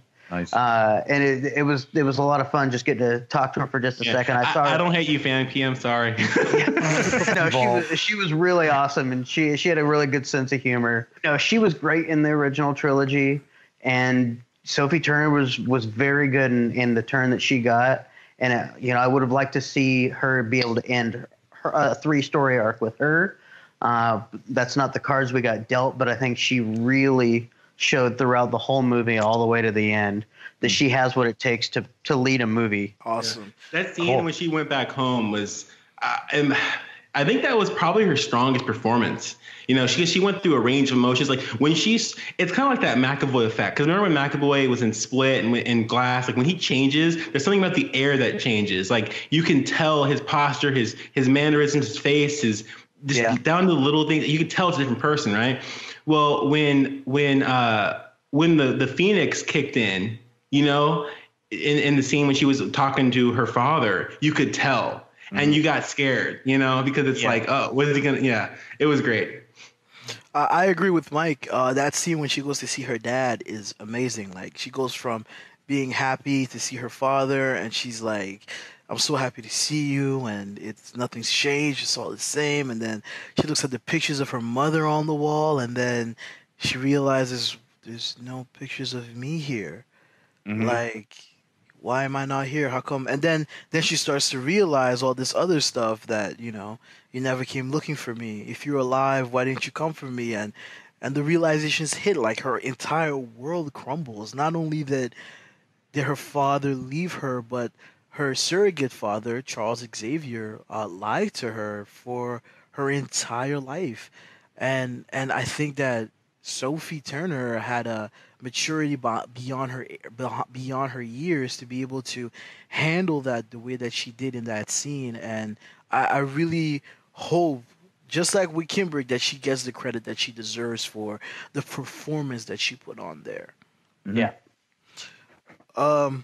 So what do we have next? So one of my favorite things about this movie that we never saw before in an X-Men movie was that, like the X-Men are accepted by society at the beginning of this movie. Like after they save the space crew and they land, they're greeted by this crowd of people that are cheering them on, and you have kids in the audience that have the blue mask on to try to look like Nightcrawler, and there's a Mystique action figure that one of the girls has, and Charles. That's gonna go for a lot. And Charles has more valuable now. Charles has a direct line to the president, and he's invited to the White House to be celebrated for the work that the X-Men have done, and it just seems that his plan, his vision has come to fruition. It seems that mutants are finally becoming part of this world, and that the world is starting to see them as more than just dangers, and that they can be saviors as well. What were your guys' thoughts about this section of the film? Even though it didn't last very long, because as soon as Dark Phoenix went off, all that shit was forgotten. That's what I've been kind of waiting to bring this segment up, because I very much like that. This really is the first time in the entire franchise, other than little fan moments where you could tell that people kind of like them, this is the first time you've seen them publicly accepted and being the team that we've always known from either the comics or the cartoon, operating as part of this world. But I think it was really great social commentary that no matter what we do to try to fix these relations, and no matter how far we come, we always find ourselves just one bad day away from it going to shit. And all you need is one bad thing to happen for the world to turn on you again. And it's great social commentary, which is what this franchise has always been very good at, is showing that, things aren't always this perfect, beautiful world that may be there on the surface, but it's always a facade you're trying to put on just to get the world to accept you. I think that some people might feel that that's pessimistic or cynical or something like that, but it's the world. It's real. No, it's so real. And I really am going to miss this aspect of this franchise, of how, because there's so much positivity and hope in this franchise. This is not a dark franchise by any means. Maybe it is now in 2019 because people People are weird. Exactly. Like people are weird. Like anything that's like kind of grounded and realistic is like gritty and edgy and like no, it's not.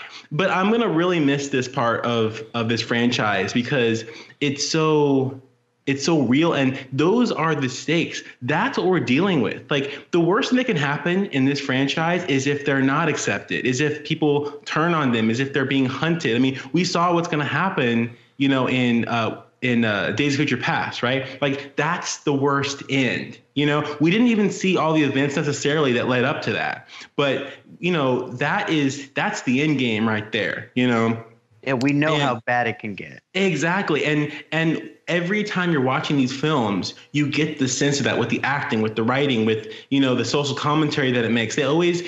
I like the fact that movies like this, and even in Man of Steel and BVS, they use the media a lot. The media is a very integral part with the story and the social aspects of the world that they live in.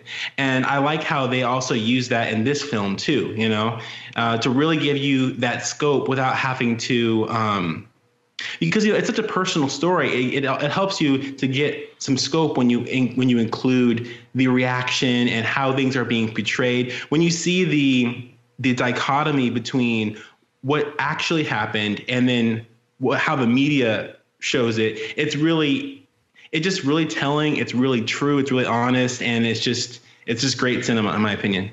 Chris, why don't you chime in? No, and you know what? You brought up a really good point too, Mike, when you were talking a second ago. We talked about Days of Future Past, right? And no matter what, that future happens. Like, they were able to avoid the Sentinels, right? So they were able to avoid that. But mutants are still hated at some point, right? No matter what. And if you read the comics, there's a lot of time traveling. There's Days of Future Past, there's Days of Future Present, they have Days of Future Tense, all that kind of stuff. And it's a little jarring. I saw a couple of people online say it was a little jarring to see them so accepted. But if you read the comic stories, it's not that jarring. There are many times that the X-Men become accepted and they reach their dream. They reach it, and Xavier's happy, and Magneto never agrees with it, but they're always happy, and they were able to function in society and somehow work with S.H.I.E.L.D. or work with humans and things like that. Before you know it, it all comes crashing down again. Boom. And no matter what, that's going to happen. And this movie stayed with that. I liked it, and one of the reasons I liked it is because we've never seen it. We've never seen every X-Men movie has, even Deadpool has people taking racist shots at mutants, no matter what. There's always some kind of shot, even if it's funny, right? Even if Deadpool's being funny, it's still some kind of racist shot at a mutant, or we have mutant control centers and things like that. And you can kind of still see that there was like a mutant control unit and stuff here. The MCU.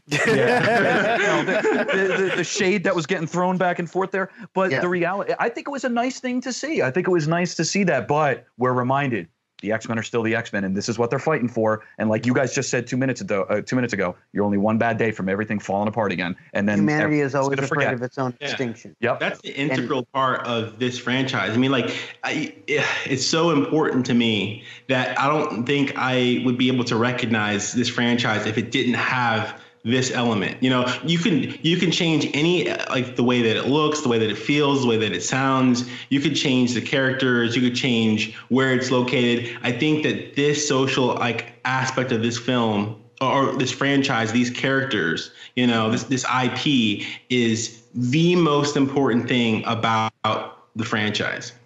I think also to add, what I really liked was not only seeing the X-Men be accepted, no matter how short of a time span that was, but it was also seeing those other mutants in the school, seeing the X-Men be accepted. I think that something to look forward to. Yeah, I think that's such a when I saw it, that's just gotta feel so good for so many of these kids that were felt rejected, that were sent away, that felt like they would never be part of the world. To see this group of people like them to be out in the world and to be celebrated the way that they were, you can only imagine what that would mean to them.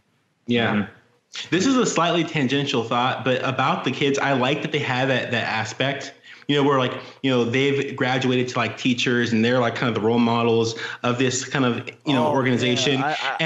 One part that got me really choked up was when after Mystique died in the hands of Jean, and then Ty Sheridan has to explain to the kids, She's still Jean. Yeah, what happened? Yeah. That really hit me hard. Like, oh, because the way he was talking, he paused and he spoke, and just the acting, and then just like kind of explain that whole aspect. It's like because there's so many moving parts to this. Like humans are going to view us differently now, and this is what we have to do as family. Like we have to always be there for our family. Like and I also liked how Aurora didn't agree, but she waited. She didn't say anything in front of the kids. She waited to mention it later. Those elements are so well freaking done. And again, it shows like it shows this relationship, this bond that's been built over the years.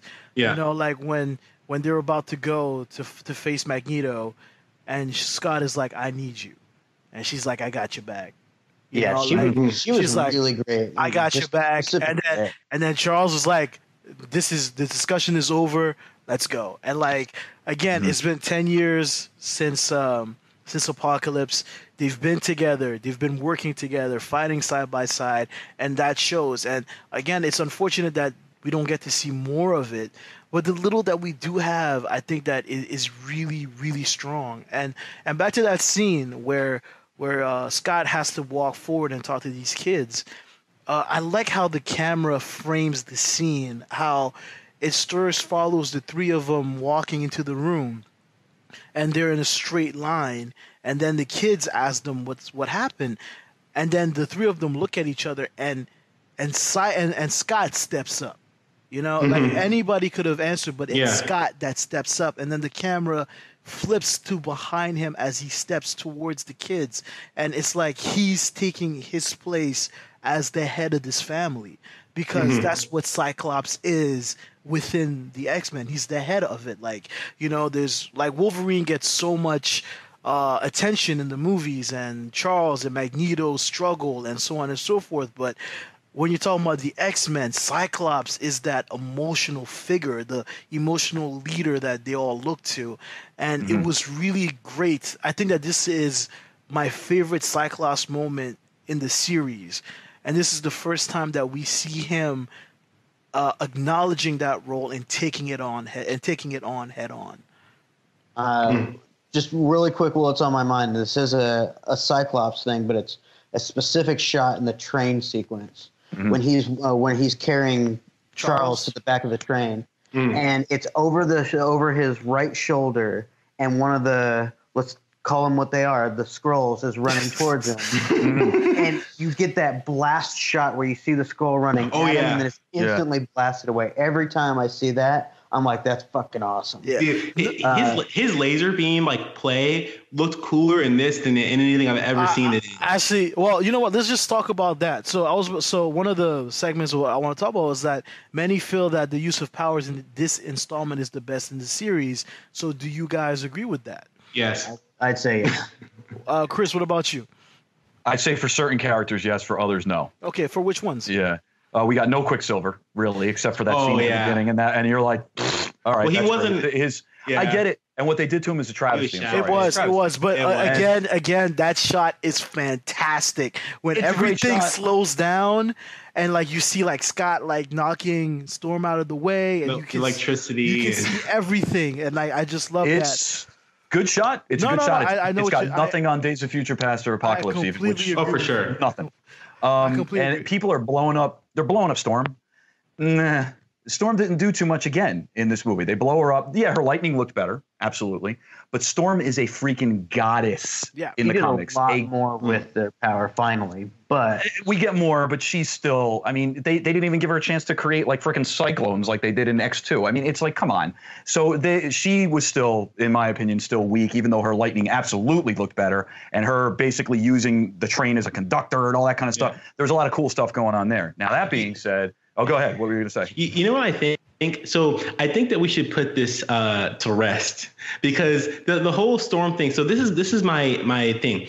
Even back during X2, when she was like making tornadoes and like destroying all those planes and all that, people still said she wasn't strong enough. Like her powers weren't on display. Like that one scene when she was in X2, was it X? No, it was a Toad. It was in X1 when she was in front of the building, and then the windows blow open, and then like lightning's like all around, and the window, the air comes out, and Toad is like flying out into space, and that was amazing. That was really good. So the thing is that I don't necessarily think that it's not the power. See, I think it was more functional. Like in Apocalypse and in this, I feel like they find ways to make her power more functional, and it is more grounded, because that's kind of how these. Like, I don't know. I really don't know. Like the whole X2 moment with the tornadoes was a really cool moment, but it was just that. It was just a cool moment. Like, I feel like, like her eyes turn white and then tornadoes appear. Like, you don't really have to do much, really. It's not really showcasing Storm. I think what people wanted to see, they wanted to see Storm be cool. Right. And it's hard to do that when all you have to do is stand there, put your hands out, your eyes turn white, and then these things happen around you. But like with this, she's like, she's flying around. She's very maneuverable. Her lightning is super useful. Her wind, like she can make a blizzard inside of the train. Like she doesn't have to and I also point up to the. I also really dug how she used ice to block on the ship at the beginning. To seal it. Super functional. Yeah. So I think that while her powers, I think that's what a lot of people wanted out of this film in general, not just out of Storm. They wanted spectacle, right? And I think that just like everything else, I think that if Storm was doing some Jean Grey level, just ultimate destruction, like hurricanes and storms and earthquakes and just massive, torrential, abilities and whatnot, I think that it would have been really out of place. And I don't really think necessarily it would have done much to actually make Storm look that great. It would have been kind of just unnecessary, in my opinion. Well, I think you raise a good point, because if you do that, then you probably take too much away from Dark Phoenix, or you take too much away from Jean. And I'm willing to accept that, definitely. But, basically when Jean was like Queen of Wakanda and everything, she could use her powers to flip tanks. You mean Storm? It's Storm. I'm sorry. Yeah, Storm. Yeah. She can use her power to flip tanks. I mean, there's so many things that she decimates villages and everything like that. So I still think she's kind of depowered. I get why they did it. And I see what you're saying with the grounded level and everything. You can't really have her overshadowing Jean in this case, but still, she was kind of just a character that they once again they had on the side, and she's supporting everybody else. Jean, however, her powers looked freaking great. Cyclops, this is his optic blasts this time look better than we've seen them in the X-Men franchise. Reflecting it off of things, and I love the setup that they have for him on the X-Jet. The cannon. The cannon thing. Goes downstairs, he could direct a cannon. I mean, that's pretty cool. That was so sick. That was so sick. When he just hits the button and then it charges up. Goes, and then he pulls it. That's just awesome. That's just awesome. Yeah, so there was for me, it was definitely a little bit of a give and take. There were some that I wish were a little bit more, but others I was like, yeah, these are. You're looking the best that you've looked at the X-Men franchise so far. Oh, sure. I would love to see Storm go goddess mode. I mean, we all would, That'd be sick, Absolutely. Absolutely. But Mike, this doesn't necessarily go along with powers, but I gotta say, this is the first time in the entire series Beast looked fantastic. He did. Great. He did. So he looked so terrible in First Class, and I know you're going to agree with me. He did. That was the worst part of First Class. I'd agree with that too. Yeah. Wait. Hold on. I'm sorry. It was the Teddy Beast. It was the worst part of First Class. Are we really going there? No, I didn't say worst. Mike said it was the worst part of First Class. I disagree. I think that his look, it almost looked out of place. You think that his look was worse than your Magneto? Honestly, I just watched that. And I don't even remember that part. Like maybe I just blocked it out or something. Sure Like, He did. subconsciously blocked it out. Yeah, when all the kids are testing out their powers, and then They just- they- Charles and Meg and Eric come back and they're like, "Oh, you should be Professor X, and you should be Magneto." so is that it was a one part very- really gonna like? Are you gonna harp on that one thing? I mean, like hate that so much, man. I hate it so much, Mike. I hate it so much, and I want to see something That's mad. when I started hating Jennifer Lawrence Mystique. That's what I started. think that I honestly hate that moment more than I hate the X-Women moment from this movie. And I actually don't even hate that. yeah, I agree.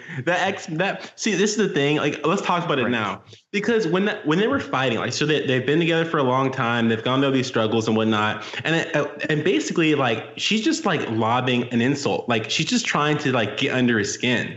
That's what it was. Like, you know, it was out of place. Literally, it was literally out of place because she was like, you know what, this, you know, how about this, like, you know. She was like, trying to, no. Yeah, a girl has Fuck never outta here. ended a fight with a stupid comment. No, it was no. Get out of here with that. No, she said it, and then she ran out. She stormed out the door. But She the thing she is, started walking. the issue that I have is that the line before was such a better line to end the fight on. You know, the whole when's the last time you risked anything? And I think that that did is the key. such a better job of bringing it the fight into what was going on within the movie and within the plot and Charles's arc. Like, that's where you end the fight. They just threw that line in to get a couple of like cheers, and I've seen the movie 3 times, and every time that line comes up, there's a woman that enjoys that line, and I'm not mad at that at all. It's just thrown in there for that very purpose, and that does bother Dude, me. my wife rolled her eyes at that. She was like, like "Are your you wife. kidding me?" I She like looked at me your and was wife. like, "You're kidding me." Because Well, you know, I don't know. It's kind of funny because if you know me, I'm hypersensitive to that kind of stuff, and it really gets under my skin. It annoys me so much because I get what you're trying to do, what you're trying to say, but like with as much nuance as this franchise has had with talking about social issues, there's gotta be a better way than that. I mean, you talk about all this racial and stuff inequality, and then you have to throw that line in. Like, you've done this for 20 freaking years. Like, you don't have to my do question to that. you is, do you really think that that's better than Ruby Rose's the Batman suit is going to be perfect when it fits a woman? Ultimately, that line didn't offend me and it didn't excite me. It did nothing. It didn't need to be there, but I didn't roll my eyes enough where I said, "Oh my, wow, this is dumb." when I You felt first watched it, so you felt about that line the same way I feel about First Class, basically. Sure. It When I always comes watched back it- to first. When class. I watched it, I kind of snickered a little bit because you know what? Like, I've always, after watching all these movies, I've seen, you know, especially for First Class, Xavier and Ford, you know, young Xavier. He has such an ego, and like, I love the character, but I really just wish that he would get like kind of chopped down to size a little bit. And in this movie, they did a good job with him, like really kind of feeling himself about, you know, oh, I have direct line with the president, and you know, and everyone loves me, and I brought this, I made this world possible, and I was just kind of feeling like Mystique at the moment. And when she said that, I don't know, I actually snickered a little bit, and I was like, huh, you know, it's true. I just felt like it was a comment that a woman would make to a man in a heated argument just to get that leg up right before you walked out. Yeah, that's what I thought. That's what I thought too. Because she didn't even. She started walking out. She stopped, turned around, and then said it. Like, I don't know. It just whatever. It But doesn't she matter. had to end it with an I get if you don't exclamation like point, it. not a period. It's a Yeah. that line belongs in First Class. Anyway, Oh, here. speaking of that argument was that they were having was about Charles's behavior. Mystique felt that he had began to take force them to take crazier and crazier risks, putting them in more and more danger in order to save humans. And also, let's not talk about. Also, we're also going to talk about his decisions to mess around with Jean's mind when she was so young. So why don't we talk about the morality of Charles Xavier in this movie? Meatball, get us started. So, I mean, obviously, we all want him to do things that make the world a better place that may not be that may not be the prettiest thing to be done. Yes, I don't know if he necessarily wants fame as much as he does want the world to be a better place for mutants, but he's thinking of the short term as like, how quick can I get there? And, you know, can we be accepted like this? He's not thinking in the long terms of, will we always be? Is this going to permanently fix it? Other than, is this just going to be a fix for right now? So I think he's always trying to, yes, look out for his family. I do think he has the best interest at heart, but he's going about it in a way that does risk the people that he loves around him, and he's not really thinking about that. He likes not being hunted. He likes being a friend to the president and actually seeing this beautiful world, but he doesn't realize that it's just the cover page. The rest of the story is still gonna be shit. So he just keeps on putting people in charge. And I also like to add that ever since First Class, and this is something that Mike and I talked about along with Chris during our commentary, Charles has always been incredibly reckless in these movies. He has always, but they never called him out on it.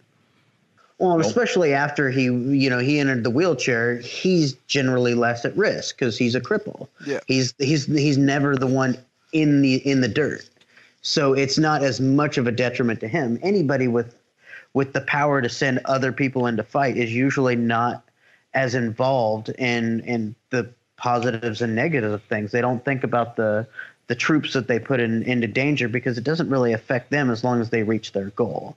And that's probably what they're trying to say, that is, you know, the people with that power that aren't in danger, you know, put people in danger that they probably shouldn't. But I get his reasoning for it, but obviously it's misguided because ultimately the world's never really going to be that. Yeah. Go ahead. I also feel too that I'm not sure how much of this was purposeful, but in all the films, in every one of them, in First Class, and in Days of Future Past, in Apocalypse, he's always been very willing to use his powers on people who didn't ask for it, and because he has this he's always right. He's always right. Always right. He knows what you're thinking. You know, even if he doesn't use his powers, he still somehow knows. Like he's always shown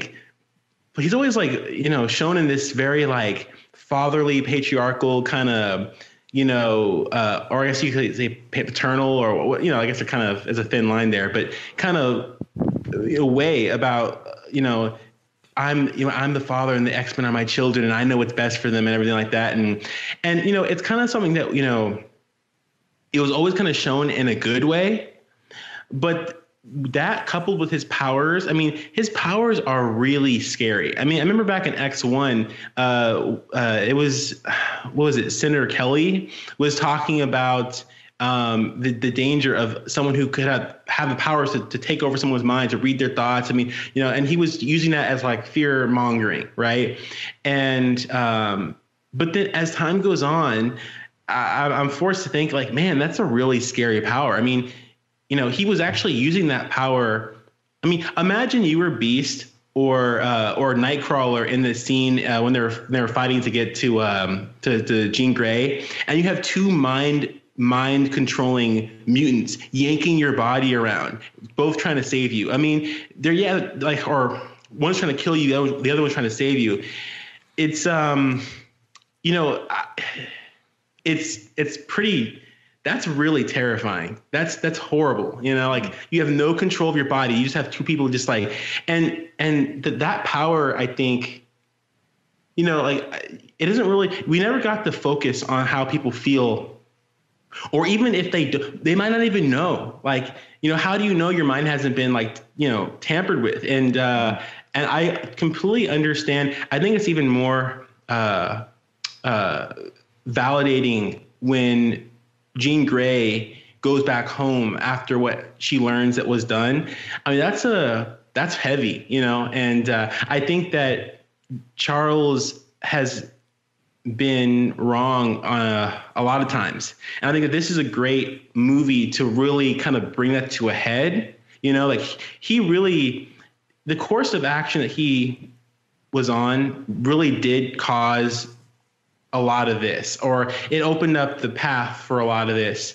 And I think that I think it's really fitting that, you know, in Logan, when he becomes old and, you know, he was the one to have, you know, hurt the X-Men in a very similar fashion. I just think that it's kind of tragic irony, you know? It's tragic that, yeah, he gets classified as a weapon of mass destruction and basically in the future as he breaks down. But I mean, ultimately, you're younger before he hits Patrick Stewart, because by the time you become Patrick Stewart, he's learned from most of his mistakes, except obviously in X3, because it's a retread of this. But he's always had instances where he might have done the wrong thing, but he's always tried to do it for the right reasons.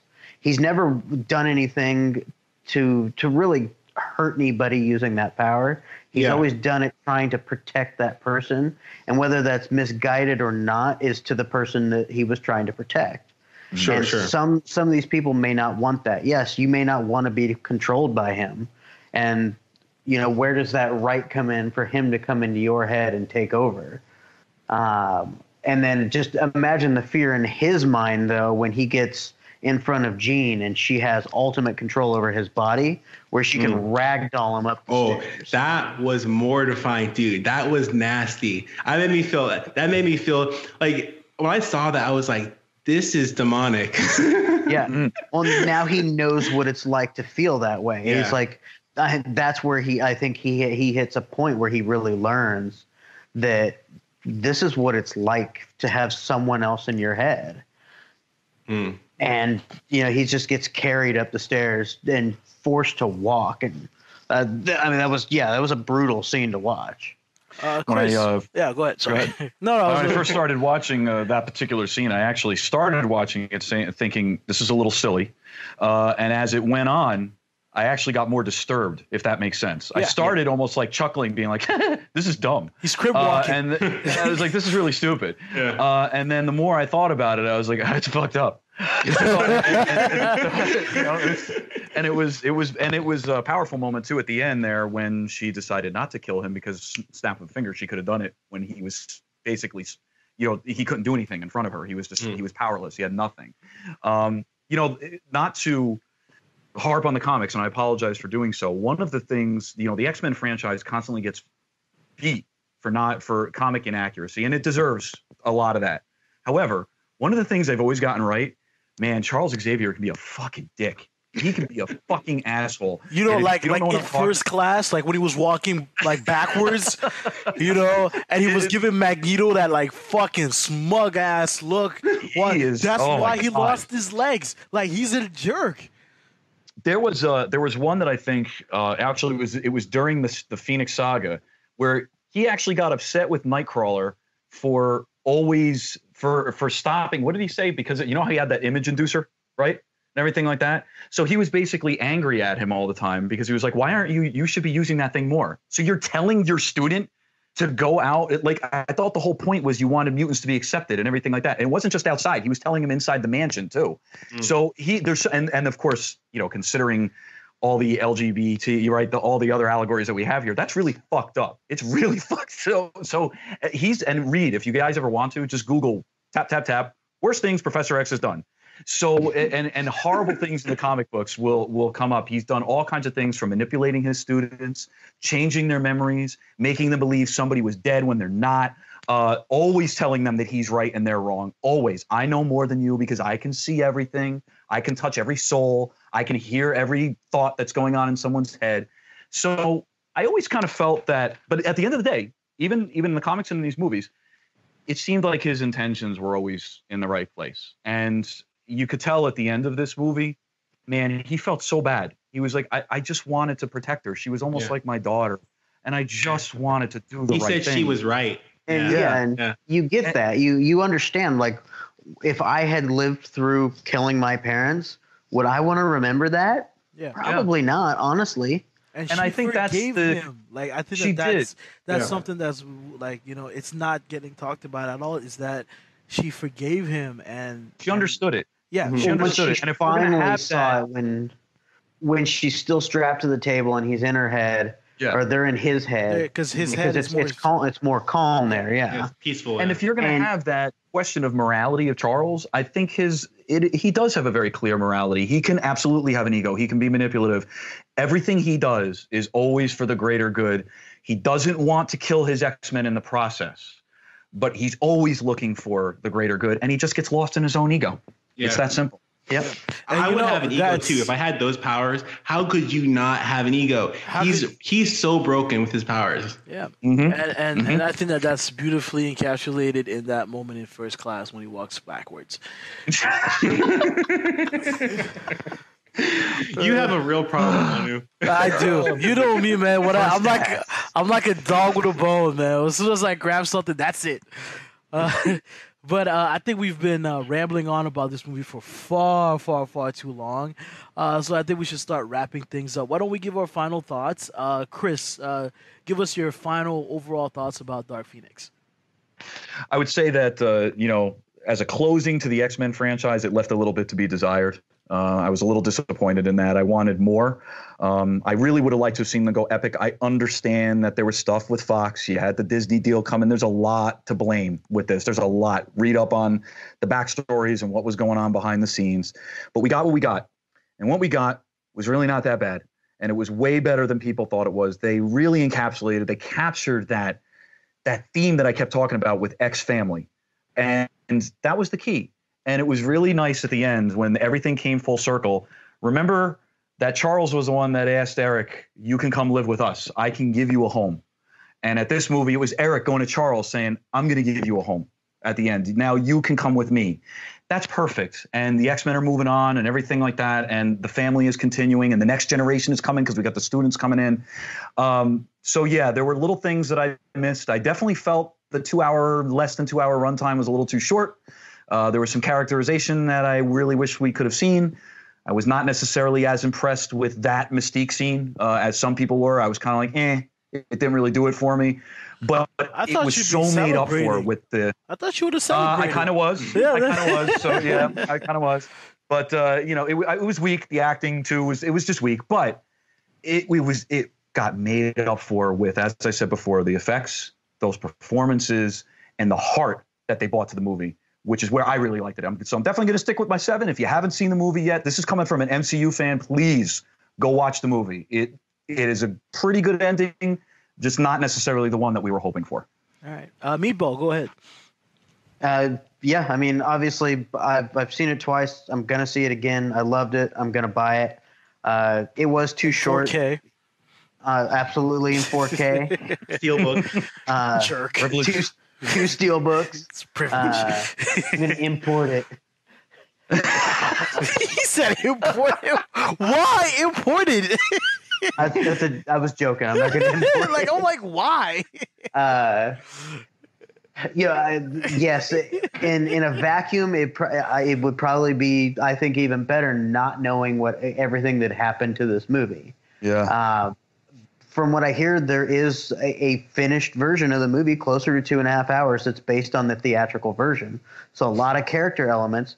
And if I would love for Disney, 20th Century Fox, to just put that on the disc and call it done and move on. But for everything this movie went through, it's great. And if every single person online that said they hated it actually would have went and saw it, it would have made $200 million opening weekend.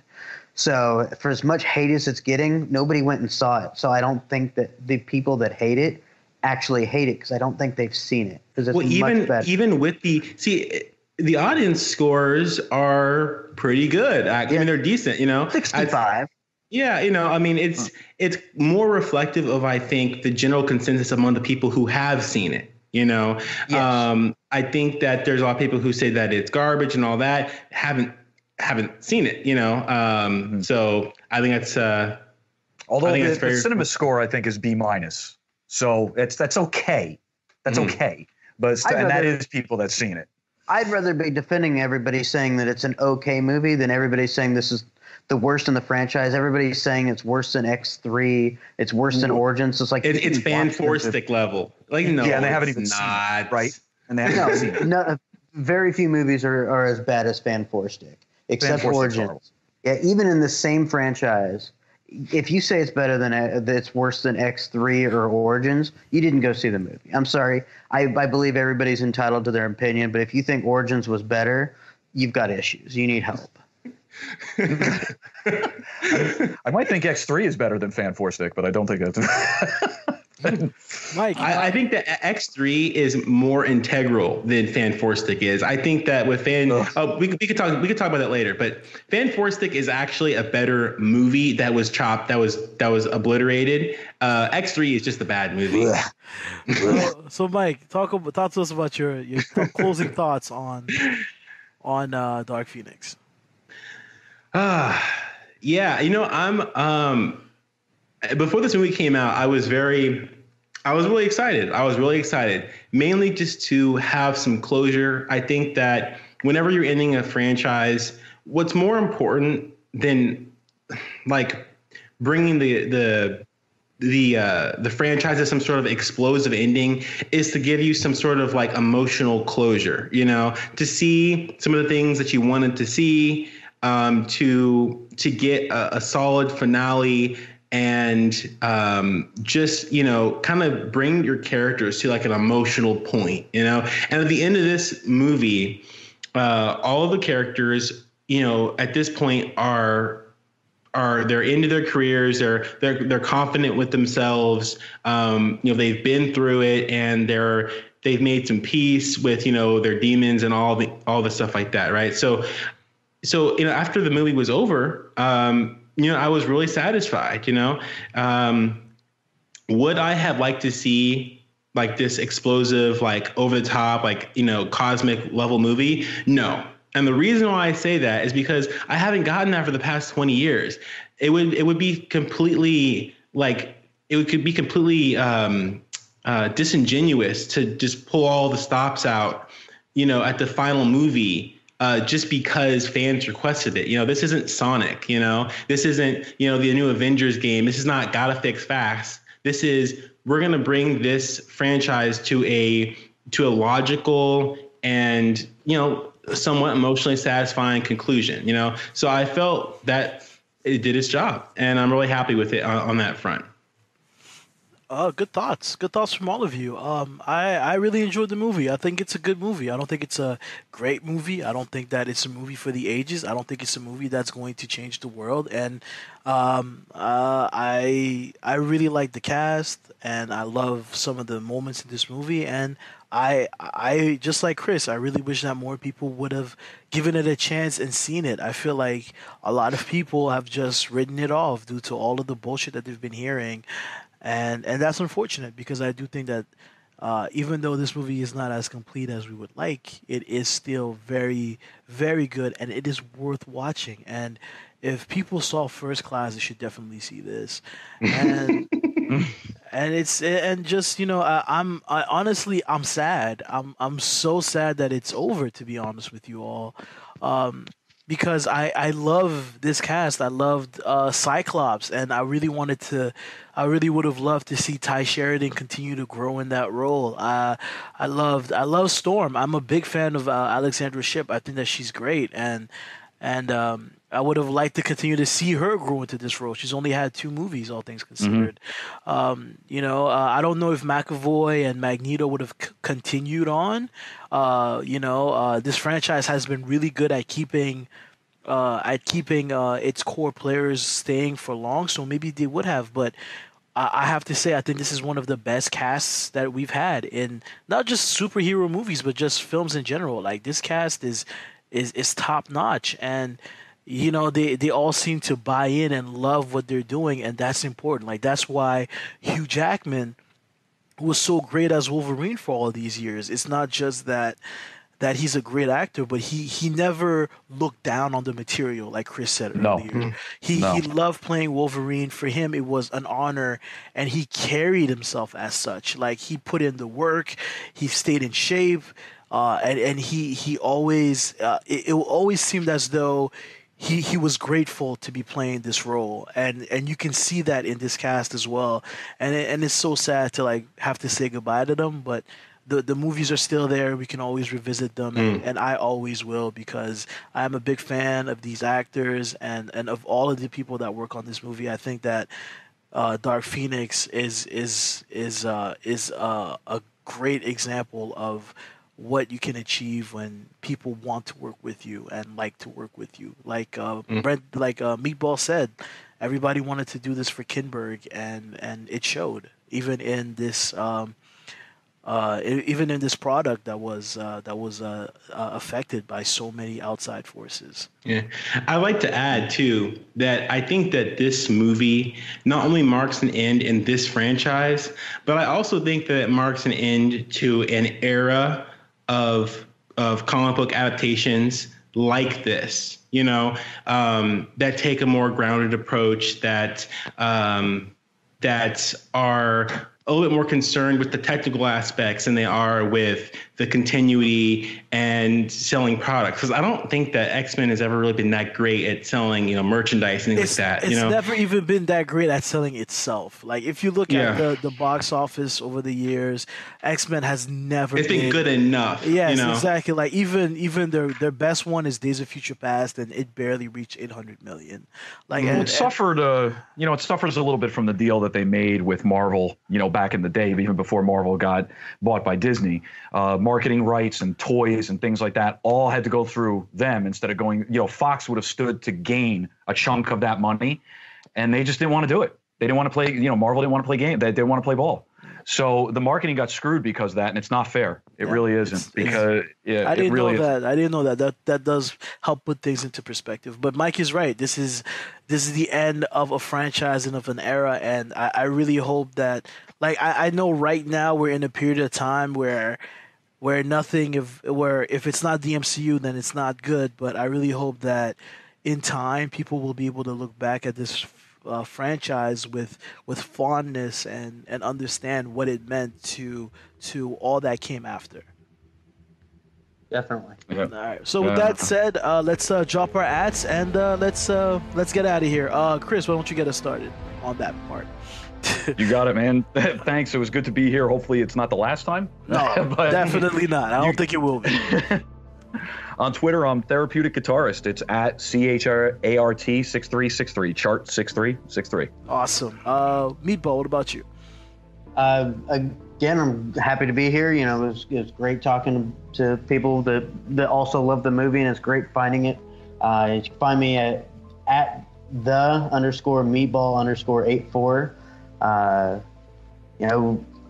got a lot on there right now about what was coming for Dark Phoenix, and you could see some of the stuff that was there, and always there to talk about the movie. Awesome. Velcro.